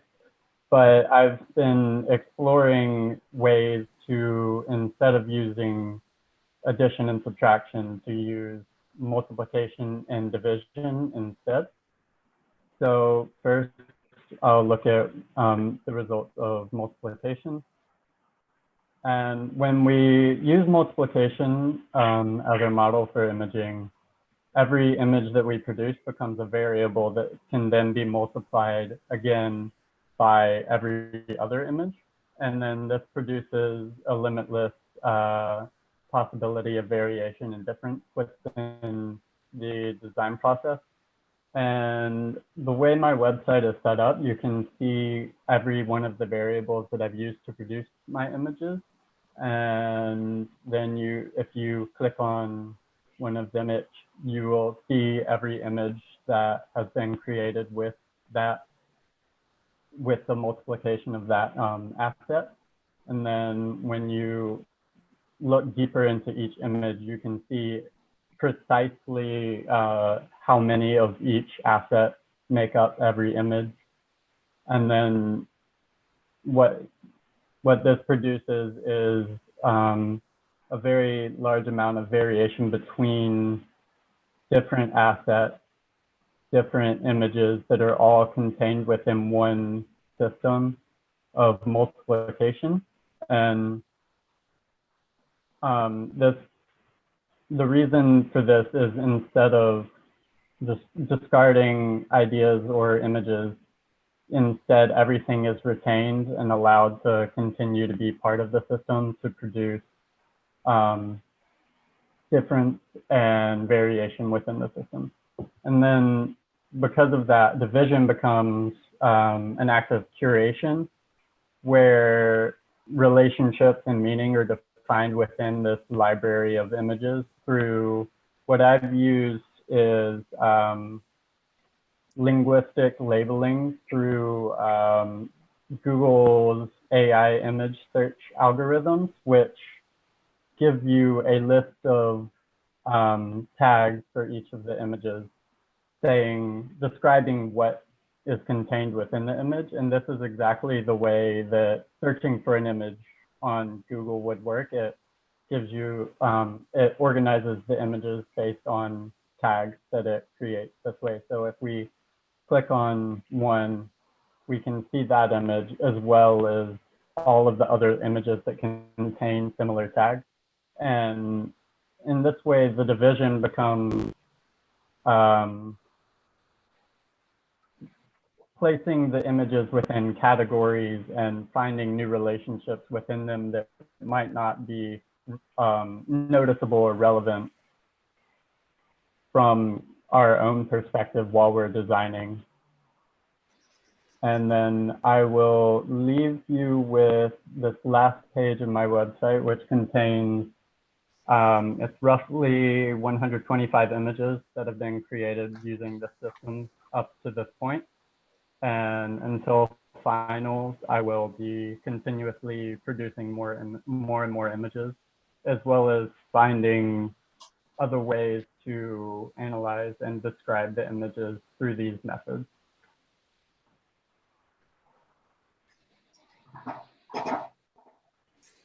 And as I said, you can take a look at the website yourself, look through the images.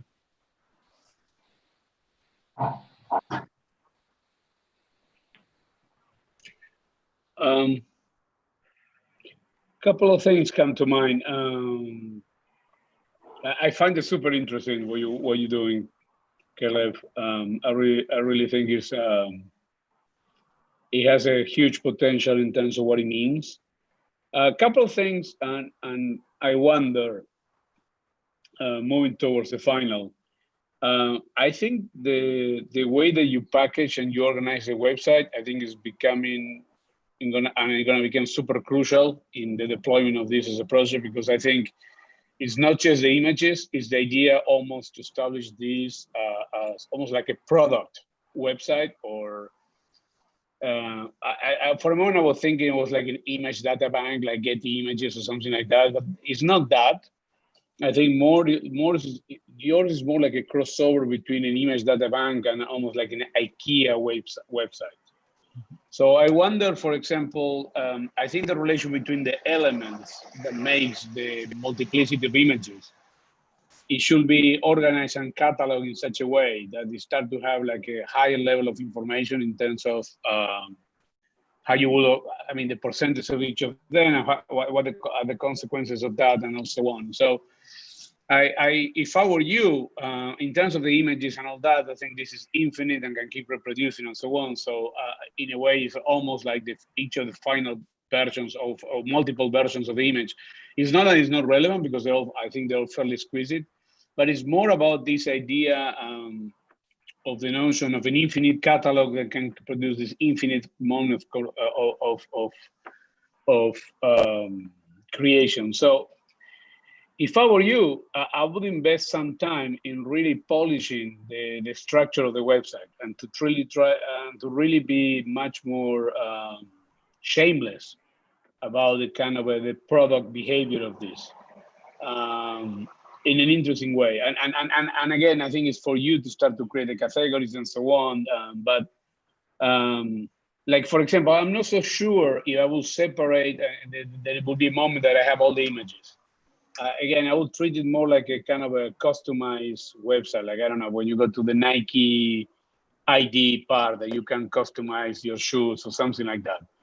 But in the same way that we were talking with Theo, I know that that maybe was not central in your thesis at the beginning, but right now I'm reading it like that.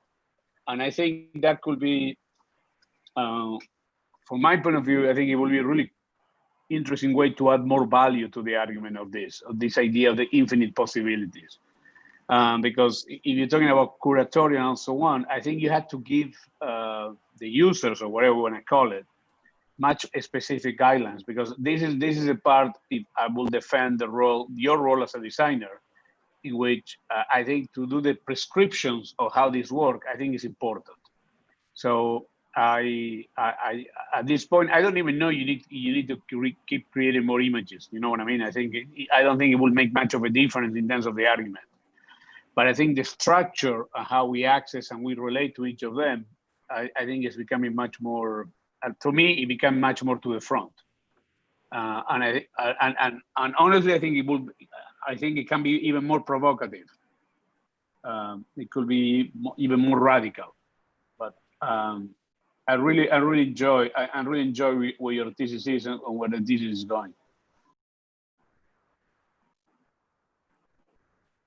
Okay, Caleb, I would like to add, so, addition and subtraction is kind of like, multiplication is to addition as, division is to subtraction. So for me, the essence of what you are creating in your website, it has to deal more with the actual operation of multiplication and the actual operation of the subtraction, of the division. Because you can multiply two numbers and then you get a X number, but then let's say like if you were doing like a whole multiplication, then at some number, like 2-digit multiplication, at some number at some moment you'll have to kind of like add those two numbers to get the result. The same thing with the division. You will have to kind of like once you get that number, multiply, it gives you this other number. Then you have to kind of like minus those two numbers to get what's next, 0 or whatever. So, 2 minus 2 equals 0, right? So for me, that's where the extra step on the website comes into play. So once I click on an image, then the algorithm can kind of like subtract the image that are not substantially relevant to the images to the image that I click. So then, maybe that way it can tie back to the, whole notion of kind of like division. So, once I click on one image, then it divides the different spreads that I have into the images that are kind of like more relevant to what I'm clicking. Because right now, I would agree with Hernan, I'm clicking into your website, and it's kind of like I get like a continuous catalog of like everything that you have been using, your different assets. And I don't know if at some moment, maybe it might be worth to kind of like, if I click on one image, then I'm only able to kind of like narrow down different pieces of the different elements that you're using to create this image. And then how can that be translated into a different image? But I think, you are creating something that it's, quite fascinating. And, I think now it's on how do you calibrate the operation to achieve what, multiplication does or division does. Also, I've got a follow-up kind of question, and maybe this is even more to the other people here as well as Caleb. But I get the point about the IKEA website or the Nike website. But to me, there's something at stake about the operation of an architect and their particular kind of expertise and the possibility that they have being as skilled as Caleb has become in proxy rendering. like to a sort of virtuosic degree, that there's a tremendous amount of technical knowledge, Caleb, that you have about how these images are made. And I would say one of the great kind of concerns of the contemporary moment is that A, everything has become an image. B, the image is tied to various forms of power, economic, social, political, whatever, in ways which are basically obfuscated. That means that when you go into the Nike advert website, or you go to the IKEA website, or you go to the Google image search, the origin of that image, how it came to be there, how it's constructed, what forms of data go into its making, what networks and ultimately material systems and labor organizations need to exist to bring that specific configuration of pixels on your screen is fundamentally obfuscated. And in that obfuscation always lies the possibility for manipulation and domination and the operation of power, whether it's consumerism, whether it's digital imperialisms, whatever, whether it's the creation of false consciousness and a whole gum up of stuff. One of the things which architecture has always done, one of the things which the architectural discipline has, one of its kind of purchasing powers on the image has been its like deconstructive analytical perspicacity. It has, whether it's in archaeological surveys of Rome, whether it's in forensic surveys of war-torn sites, whether it's of analytical treatments of artistic precedents, whether it's of analyses of Palladian villas, the discipline of architecture has this particular power to analyze, deconstruct, open up, and display the inner mechanisms which produce images, and therefore also render palpable and visible the systems, powers, networks, agencies which create images.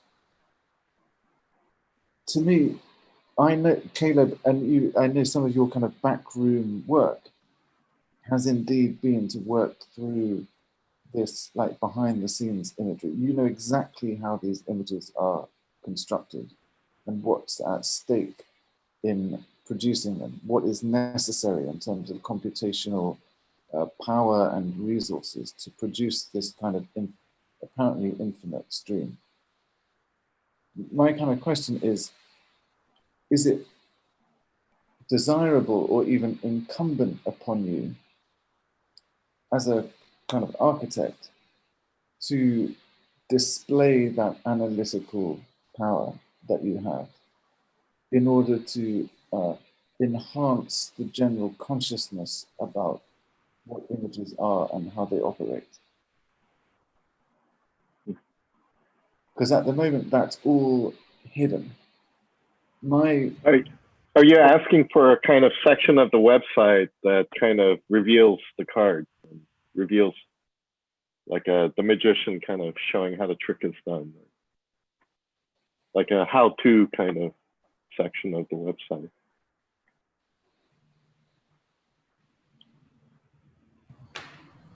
So for me, I was just like, you know, going through your website, right? So for example, I am on the, let's say like I'm on explore images, and then I click on the second image, right?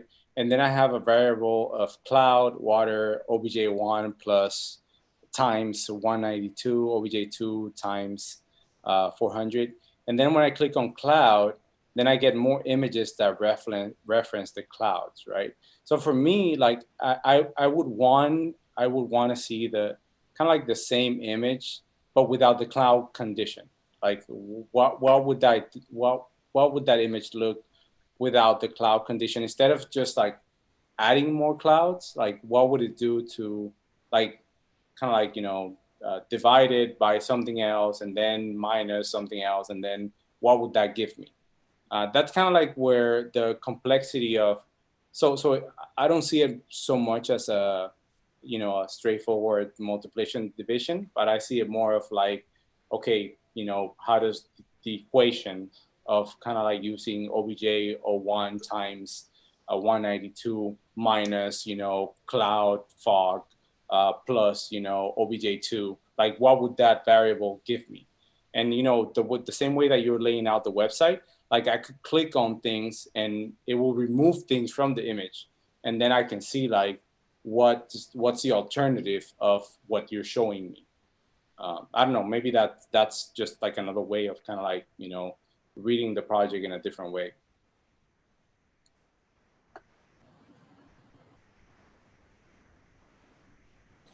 Yeah, I mean, it's interesting to hear the comments because I just recently followed like a couple of these AI generated Instagram accounts, which do these, I mean, it's fantastic. You look at them and anyway, when I go on your website on the page where there's all images, I pretty much feel like kind of taken to that place. And so I think from both sides, like the comments from John, but also like the comments from Hernan, both kind of point towards like the idea, what's a possible purpose of this? Like, how does this not just become like a never ending, like kind of tapestry of screen where we're gonna just keep on generating them? So the one with the IKEA, I see it becomes more kind of a tool where I can then design with this thing. And in that case, I feel like we would need some sort of a demonstration on how you could potentially design with something like this. Or the other one around this is kind of John Cooper, kind of in the idea of forensic architecture, where you come and kind of display, like you take apart how the systems work. And so it's more kind of like I don't want to call it a social project, but kind of like a educational project to the public, which can go there and learn how these accounts are made. That's just a little bit like what I hear here. And so maybe you have some thoughts on where you would want to take this. I guess for me, I've been thinking about it more in the two ways that you offered. I've been thinking about it more in the same way as John Cooper, where it's more analytical and just trying to describe and understand the process of production that architects and I myself go through. And I wouldn't say specifically like you click on this image and this is what you're going to build. I don't want it necessarily to become like you're just picking an image and then that's in the product that you're going for. However, I do think that could be like a possibility. There's nothing stopping anyone from taking one of these images and actually producing it in reality.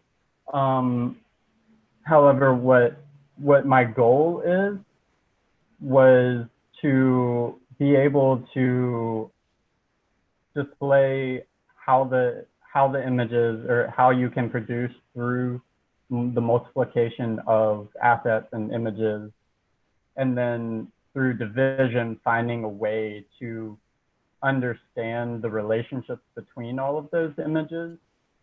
And then ultimately, if somebody needed or wanted to, you could possibly come say you need something that contains metal, or you're looking through and finding relationships that are important or pleasing to you, and then it will give you the result that you're looking for.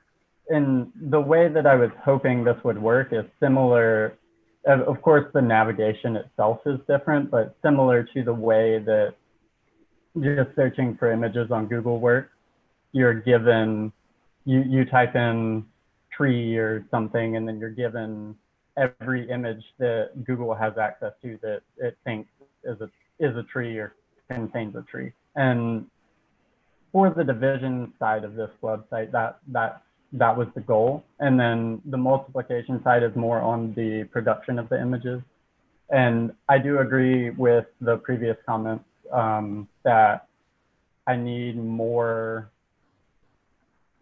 explanation of what's being multiplied or how it's being multiplied. And I'm actually going to completely remake the website in order to make that happen. I limited myself a little bit with the tools that I was using for this website. And in the future, I hope to encode some of the actual like logic of multiplication and everything, like you were saying, William, into the actual interaction of the website. Caleb, I'm wondering more aesthetically if you ever want a different category that kind of arranges them by aesthetic, or by like this group of 3 looks good together versus this group of 2, or these ones work good on the right, justified compared to left. I'm wondering if the categories always have to be kind of so analytical, or if there's ever a sort of an aesthetic or human moment to how you put them together on the site. Currently it is more analytical, and the reason that I chose to do it that way, specifically using these AI image analytical tools, was because I felt that if I'm producing all of the images and then also telling you what's in the image or what it looks like or what it, like giving you the description of it, then the viewers of the images are already preconditioned to see it in a specific way. And I use Google's AI specifically because it's trained on basically as large of a data set as possible. And the idea is that while I can't completely remove myself from the production process or even from the experience of the images, I want to be able to provide the viewers with a way of, with a possibility of understanding the images that's not so ingrained in my own ideas and aesthetics. Yeah. That being said, adding another layer that could divide based on aesthetic categories, I think would definitely be is possible and something that I could explore. Yeah, something lingering in what John said was what the inside of the architect brings to this, because this is not like some commercial operation run by digital computer technicians, you know. So you're like, you've absorbed that technical knowledge, but you're bringing the insight of the architect into it.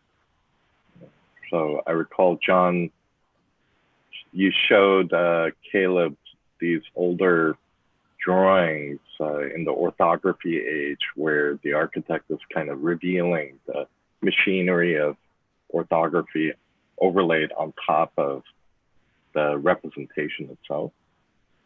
So like you alluded to how that might be disruptive of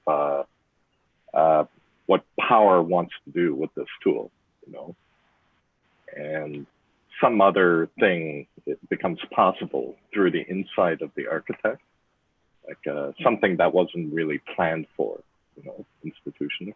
So that's that resonates with me with what you're doing, Caleb. But there's some other direction that might be being pried open by the scrutinizing of what seems to be built into proxy rendering as a technique, that it's suggestive of other ways of thinking about image production that we haven't really planned for yet. So I think that's a pretty damn good place to be for a thesis.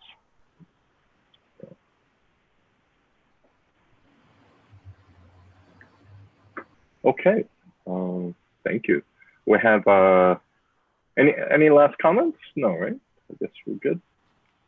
All right. So okay. So Giovanna, you're our last presentation. Okay.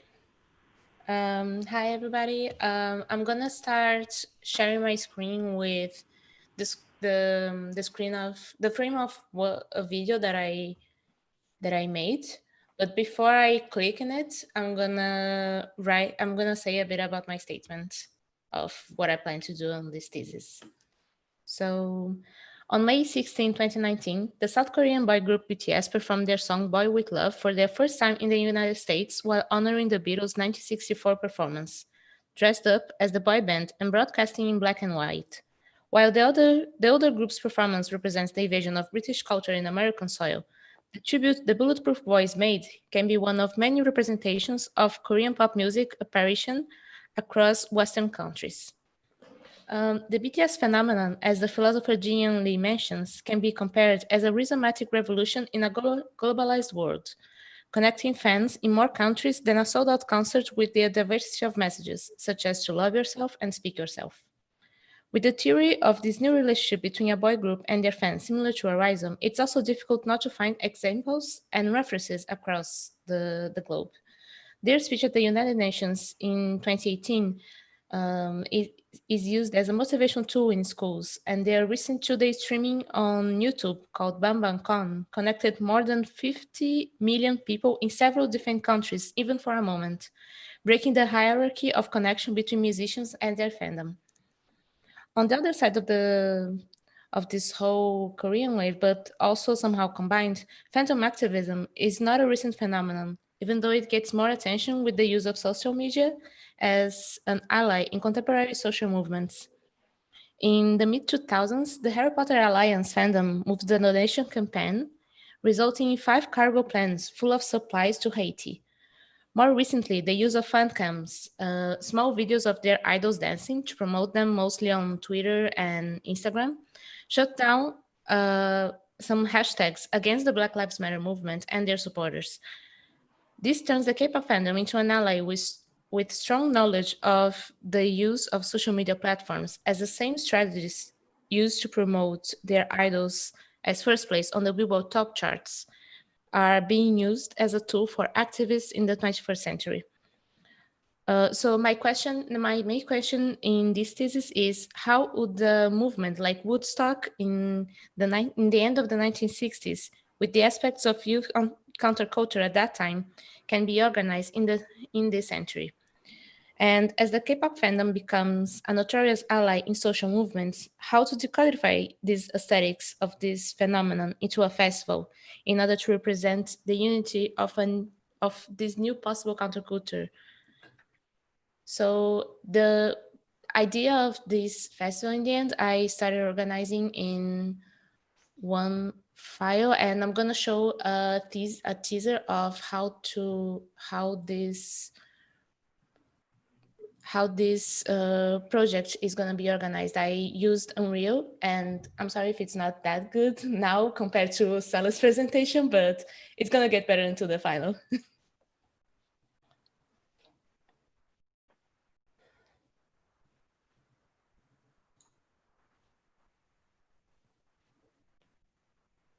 So the area that I decided to use is close to the new port of Incheon. It's also close to the Songdo region, where I believe a lot of people might know about the story of Songdo, how it became like a super technological city, but it didn't have a lot of success in a way. And I'm using Unreal with these particles to create a new idea of how to make this festival. There are 3 stages, and in this teaser, I'm showing 2, and this is the main stage with these different particles as an idea to represent both the movement of people and the relationship between the fandom and the idol group that is probably going to be shown there in this stage. And that's it. Thank you.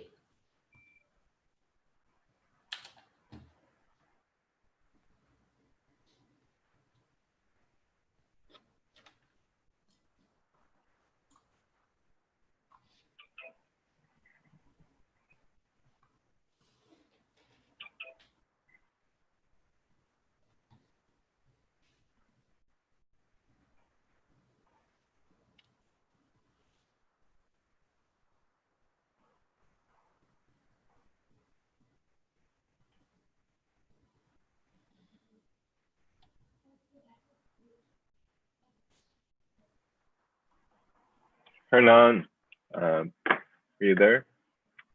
I was telling Giovanna.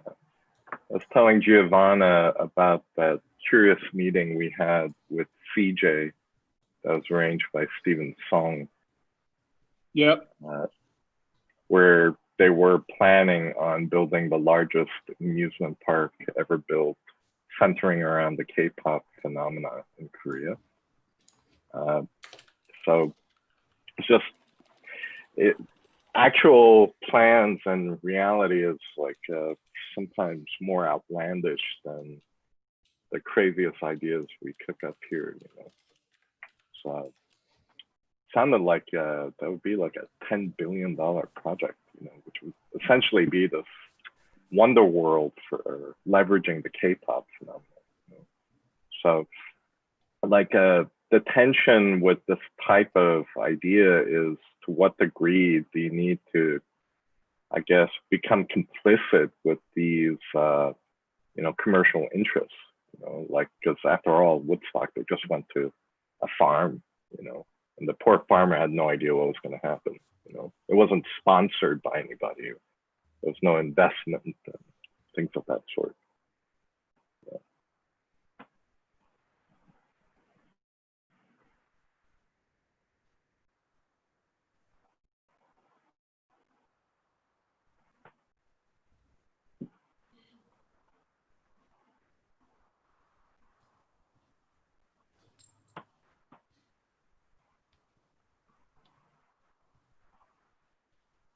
I think it's interesting with Unreal how it kind of becomes a combination between an animation and a game, and like how your pixels start to look like maybe we're in a video game, but actually you're presenting it as a film. So I wonder if there's anything you can do there, and then also how much the stage stays as a regular stage, or does it become part of this pixelated world as well? Did you have any thoughts on what your final is going to be? Is it going to be multiple shows or a continuous animation with different sets, or more like a video game where we're walking through it? Maybe you can give us a hint of where you're going. I was planning to make like a music video style with the surroundings of the 3 stages that I'm making. But now that you mentioned about a game, I'm kind of curious now to make it. But the idea in the end is to make around a 4-minute music video, just like using the aesthetics of the whole K-pop, all the K-pop music videos. There are even 2 MVs that were recently released, and they were all about technology. It was ecstasy, 1 billion views, if I'm not wrong. And they had all of these ideas of technology. Even their lyrics were completely about like ASMR and Instagram. So I think that's what I'm planning. I'm also taking more like in the back, getting a full floor plan of the whole program of this area, which is not going to be like completely shown, but in the music video. But I was planning to make this large floor plan with all the program, just like you see in every festival, how it is organized, but of course with much more details than the festivals usually are. In your presentation, you mentioned something that along the lines of like how Woodstock can be organized in this century, and I don't know why, like kind of like I answered that question in my mind. You know, I was like, oh, Coachella, but you know, it's not a simple question to ask, because you know the conditions back in when Woodstock became what it was to now Coachella, like it's 2 different, you know, like, I would say like 2 different worlds. So for me, I think the project could benefit, and to kind of like maybe taking cues on like how free and how I guess like, you know, back in the day, like in Woodstock, it was more about like you know, being free and kind of like just experimenting new things, versus like now the constraints that, you know, a place like Coachella has, where you know, they have to take into consideration, you know, the amount of people and, you know, all of that. And, you know, if you research like Woodstock, Lollapalooza, you know, any of those festivals, like it was more of like, you know, people got there gathering, music playing, and there was not so many constraints. And now you have like so many constraints, like whenever you put together a festival, you know, like Coachella. So in your project, I think that maybe could benefit a little bit into like, do you want to give constraints to like the different stages that you're creating, or do you want them to be free? And I think somehow like maybe that can give you like some insight into which ways you're going to start designing the different venues in which, you know, let's say like where the crowd, you know, stands, or where the stage, you know, is sitting, because, you know, you might have different conditions where the stage might be like in a hill, or the stage might be on the ground, or, you know, whatever. But I think that, you know, setting for yourself different means in which you can reference back to all these points in, you know, how can I say, like, you know, kind of like, you know, different events, and take that as a reference, so that when you start designing, you have like a point of reference to kind of like create the things that kind of like ground the things that you are creating. That's very interesting that you mentioned both Coachella and Lollapalooza, because those are the exact festivals that I'm looking for, especially Coachella, because I think the last time that I saw like something about Coachella, about the amount of people, there were around like 400,000 people, I would say, like the total from like all the 3 days in total, which is insane. And the Lollapalooza, I even have experience on the festival, because I've been there once, even in my hometown in Brazil. So both these festivals kind of are the main references that I'm using. It's even the stages that I'm using to decodify some standard stages that usually have. I'm using basically those standards from both Coachella and Lola. So I completely see your point. Just a question, like at the end, like maybe a little bit the vibe or aesthetics you have in mind on when you come over, because as we have this more in mind, where like this is like a kind of a feel, I get a feel of how this should feel, or more kind of like a more cold-headed developer style, like overview on how such a festival will be kind of organized and operate. Because depending on it, I'm thinking a little bit of there was this festival which never really took place, like the Fire Festival. And when you look at the documentary of it, it's a rather kind of like, I mean, please watch the documentary, but like it's kind of like this sad thing which unfolded and didn't happen, but it's very dry, right? And so you could understand on why it didn't work. But when you watch their promo videos, it's like this epic party, which actually took place, but it only took place in the promo, which is kind of the interesting part. The Fire Festival did happen. It just didn't happen for the people who bought tickets. So anyway, I wonder, so there's like two ways I can see this. One where you kind of like approach this more dry right now, where like you kind of situated in how it's placed right now. I come in from the city and I see some sort of like a master plan. Or the other way, and how I experience most festivals, where I remember certain moments which are epic, where like this band is playing up there, it's this insane lighting show, and I'm in it, right?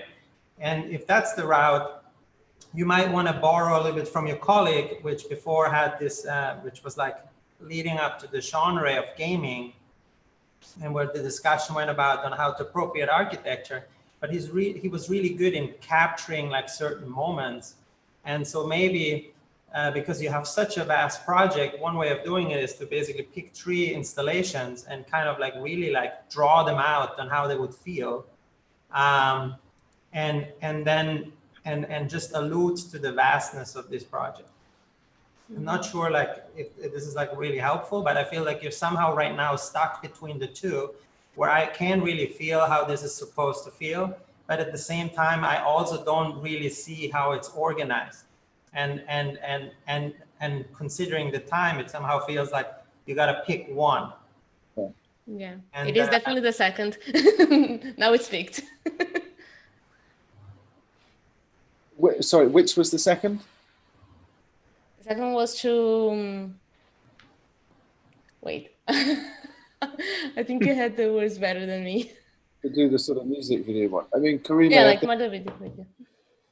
Curime, I think you're really spot on. I totally agree with what you've said. I think it's to me, there's a kind of question here about what is your real project and what are the formats that enable you to address it most rigorously. Mm-hmm.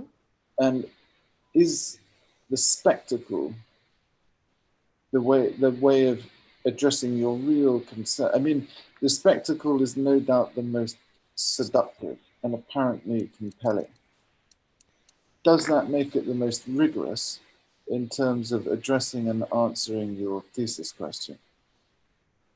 I think the spectacle, since I mentioned about the fandom and everything, I think the spectacle makes a direct part into the festival. It only looks like there is no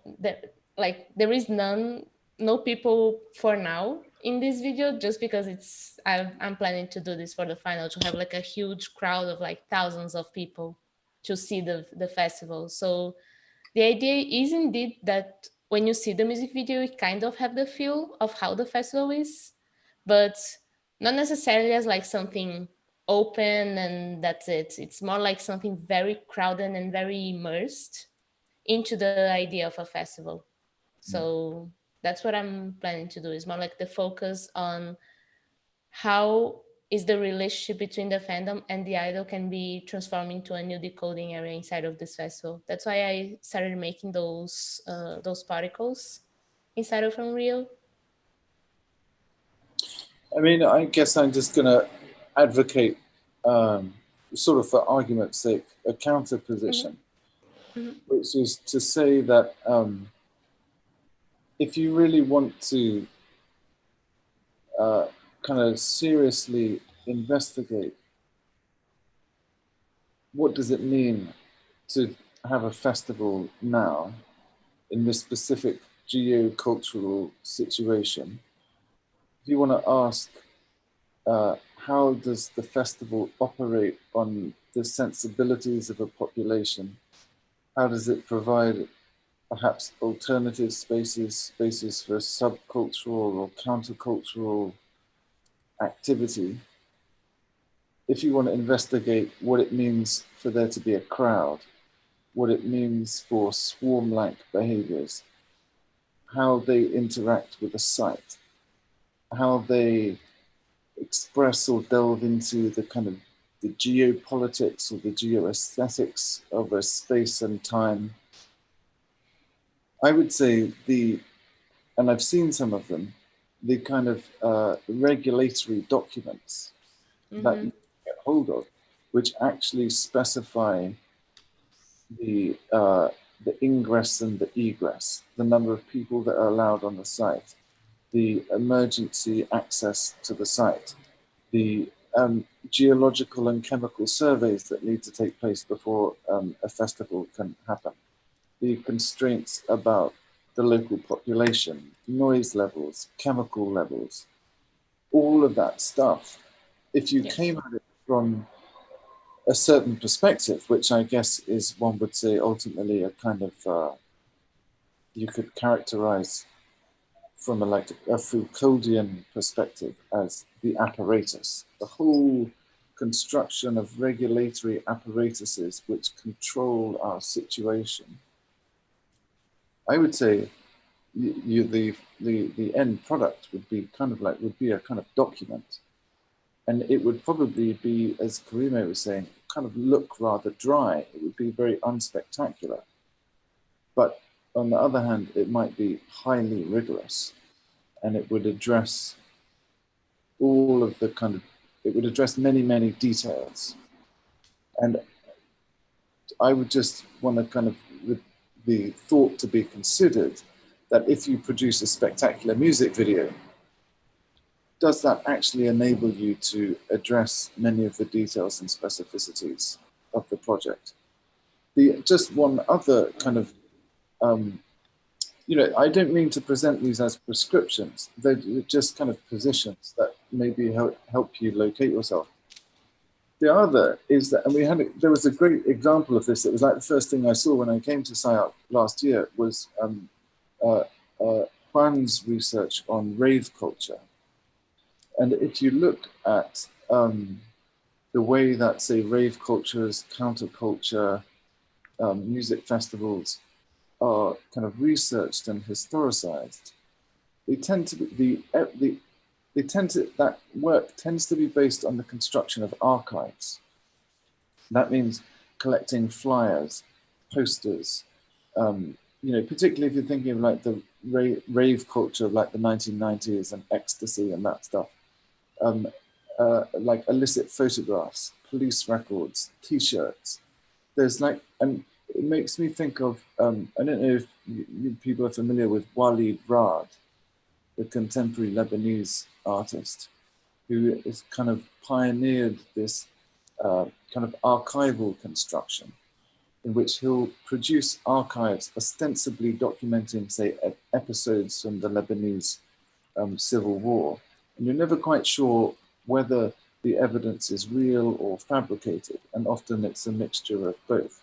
He did a great project, for example, on car bombings, where he collected an archive of all of the cars which had been, the car models which had been used in Lebanese car bombings, and actually turned out to be a completely fictional project.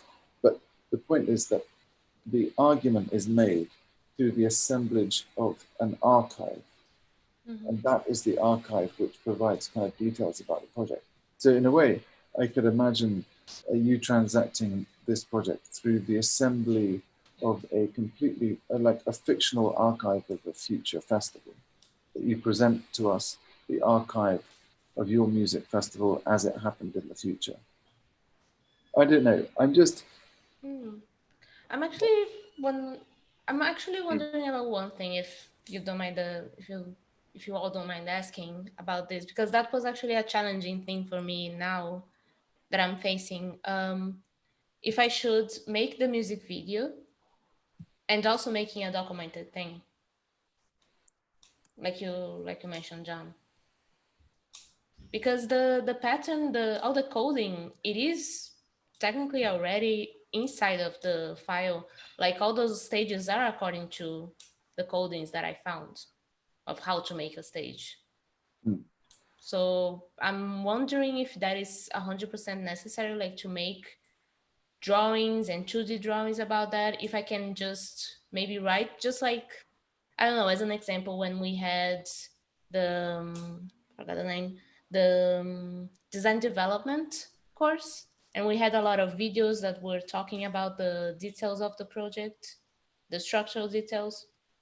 That can be an example that I can use in the end, just as a reference to cross it inside of the music video. No, that's a fair point. I guess maybe you know, part of the reason I bring up the archive type project is that archives are necessarily fragmentary, in the sense that all that remains of an event is a token, like a relic, one image, half an object.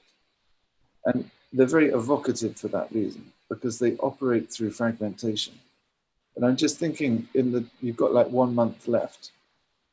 What's the best use of your time and your resources? Is it to attempt to model in like perfect Unreal Engine, that you kind of expose everything if you do a fly through? Have you got the time and the resources to model that to a satisfactory, for you to satisfactorily delineate all of the detail of your ideas? Or do you take a more archival approach where you just work on constructing highly finished fragments that in themselves are like function like tokens, and I mean, Saleh's short video functions quite well in that respect, and that and Justine's, that way of being very, very economical about teasing, showing a little bit, but you can infer so much from that single thing. So your idea there of actually combining elements of code with like a fragment of a rendering or something, that seems to me that's actually a very intelligent potential use of your time and resources and expertise.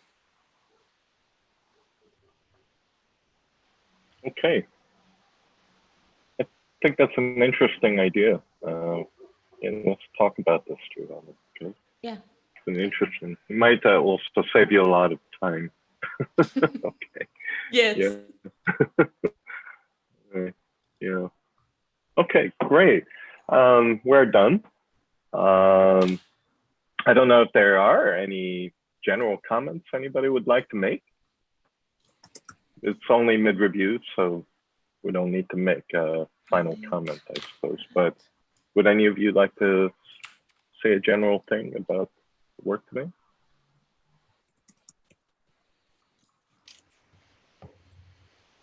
My only final comment for everybody is in the time that you have left, just focus on the essential part of your thesis and put all the energy there. And in a way, I think today comments were very productive because they were giving you ways to move forward. So I think it's also time to reflect a little bit, to do an autopsy of your thesis and check that whatever originated maybe is not exactly what the thesis is now.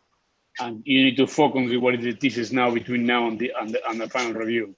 I think everybody who presented today is in good shape to deliver that.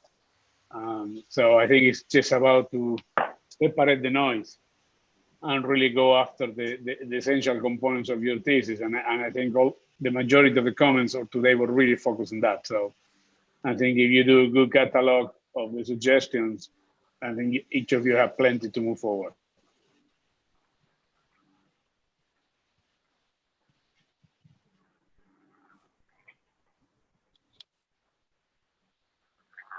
Okay. Thank you for your comments and see you again soon. Thank you, everyone.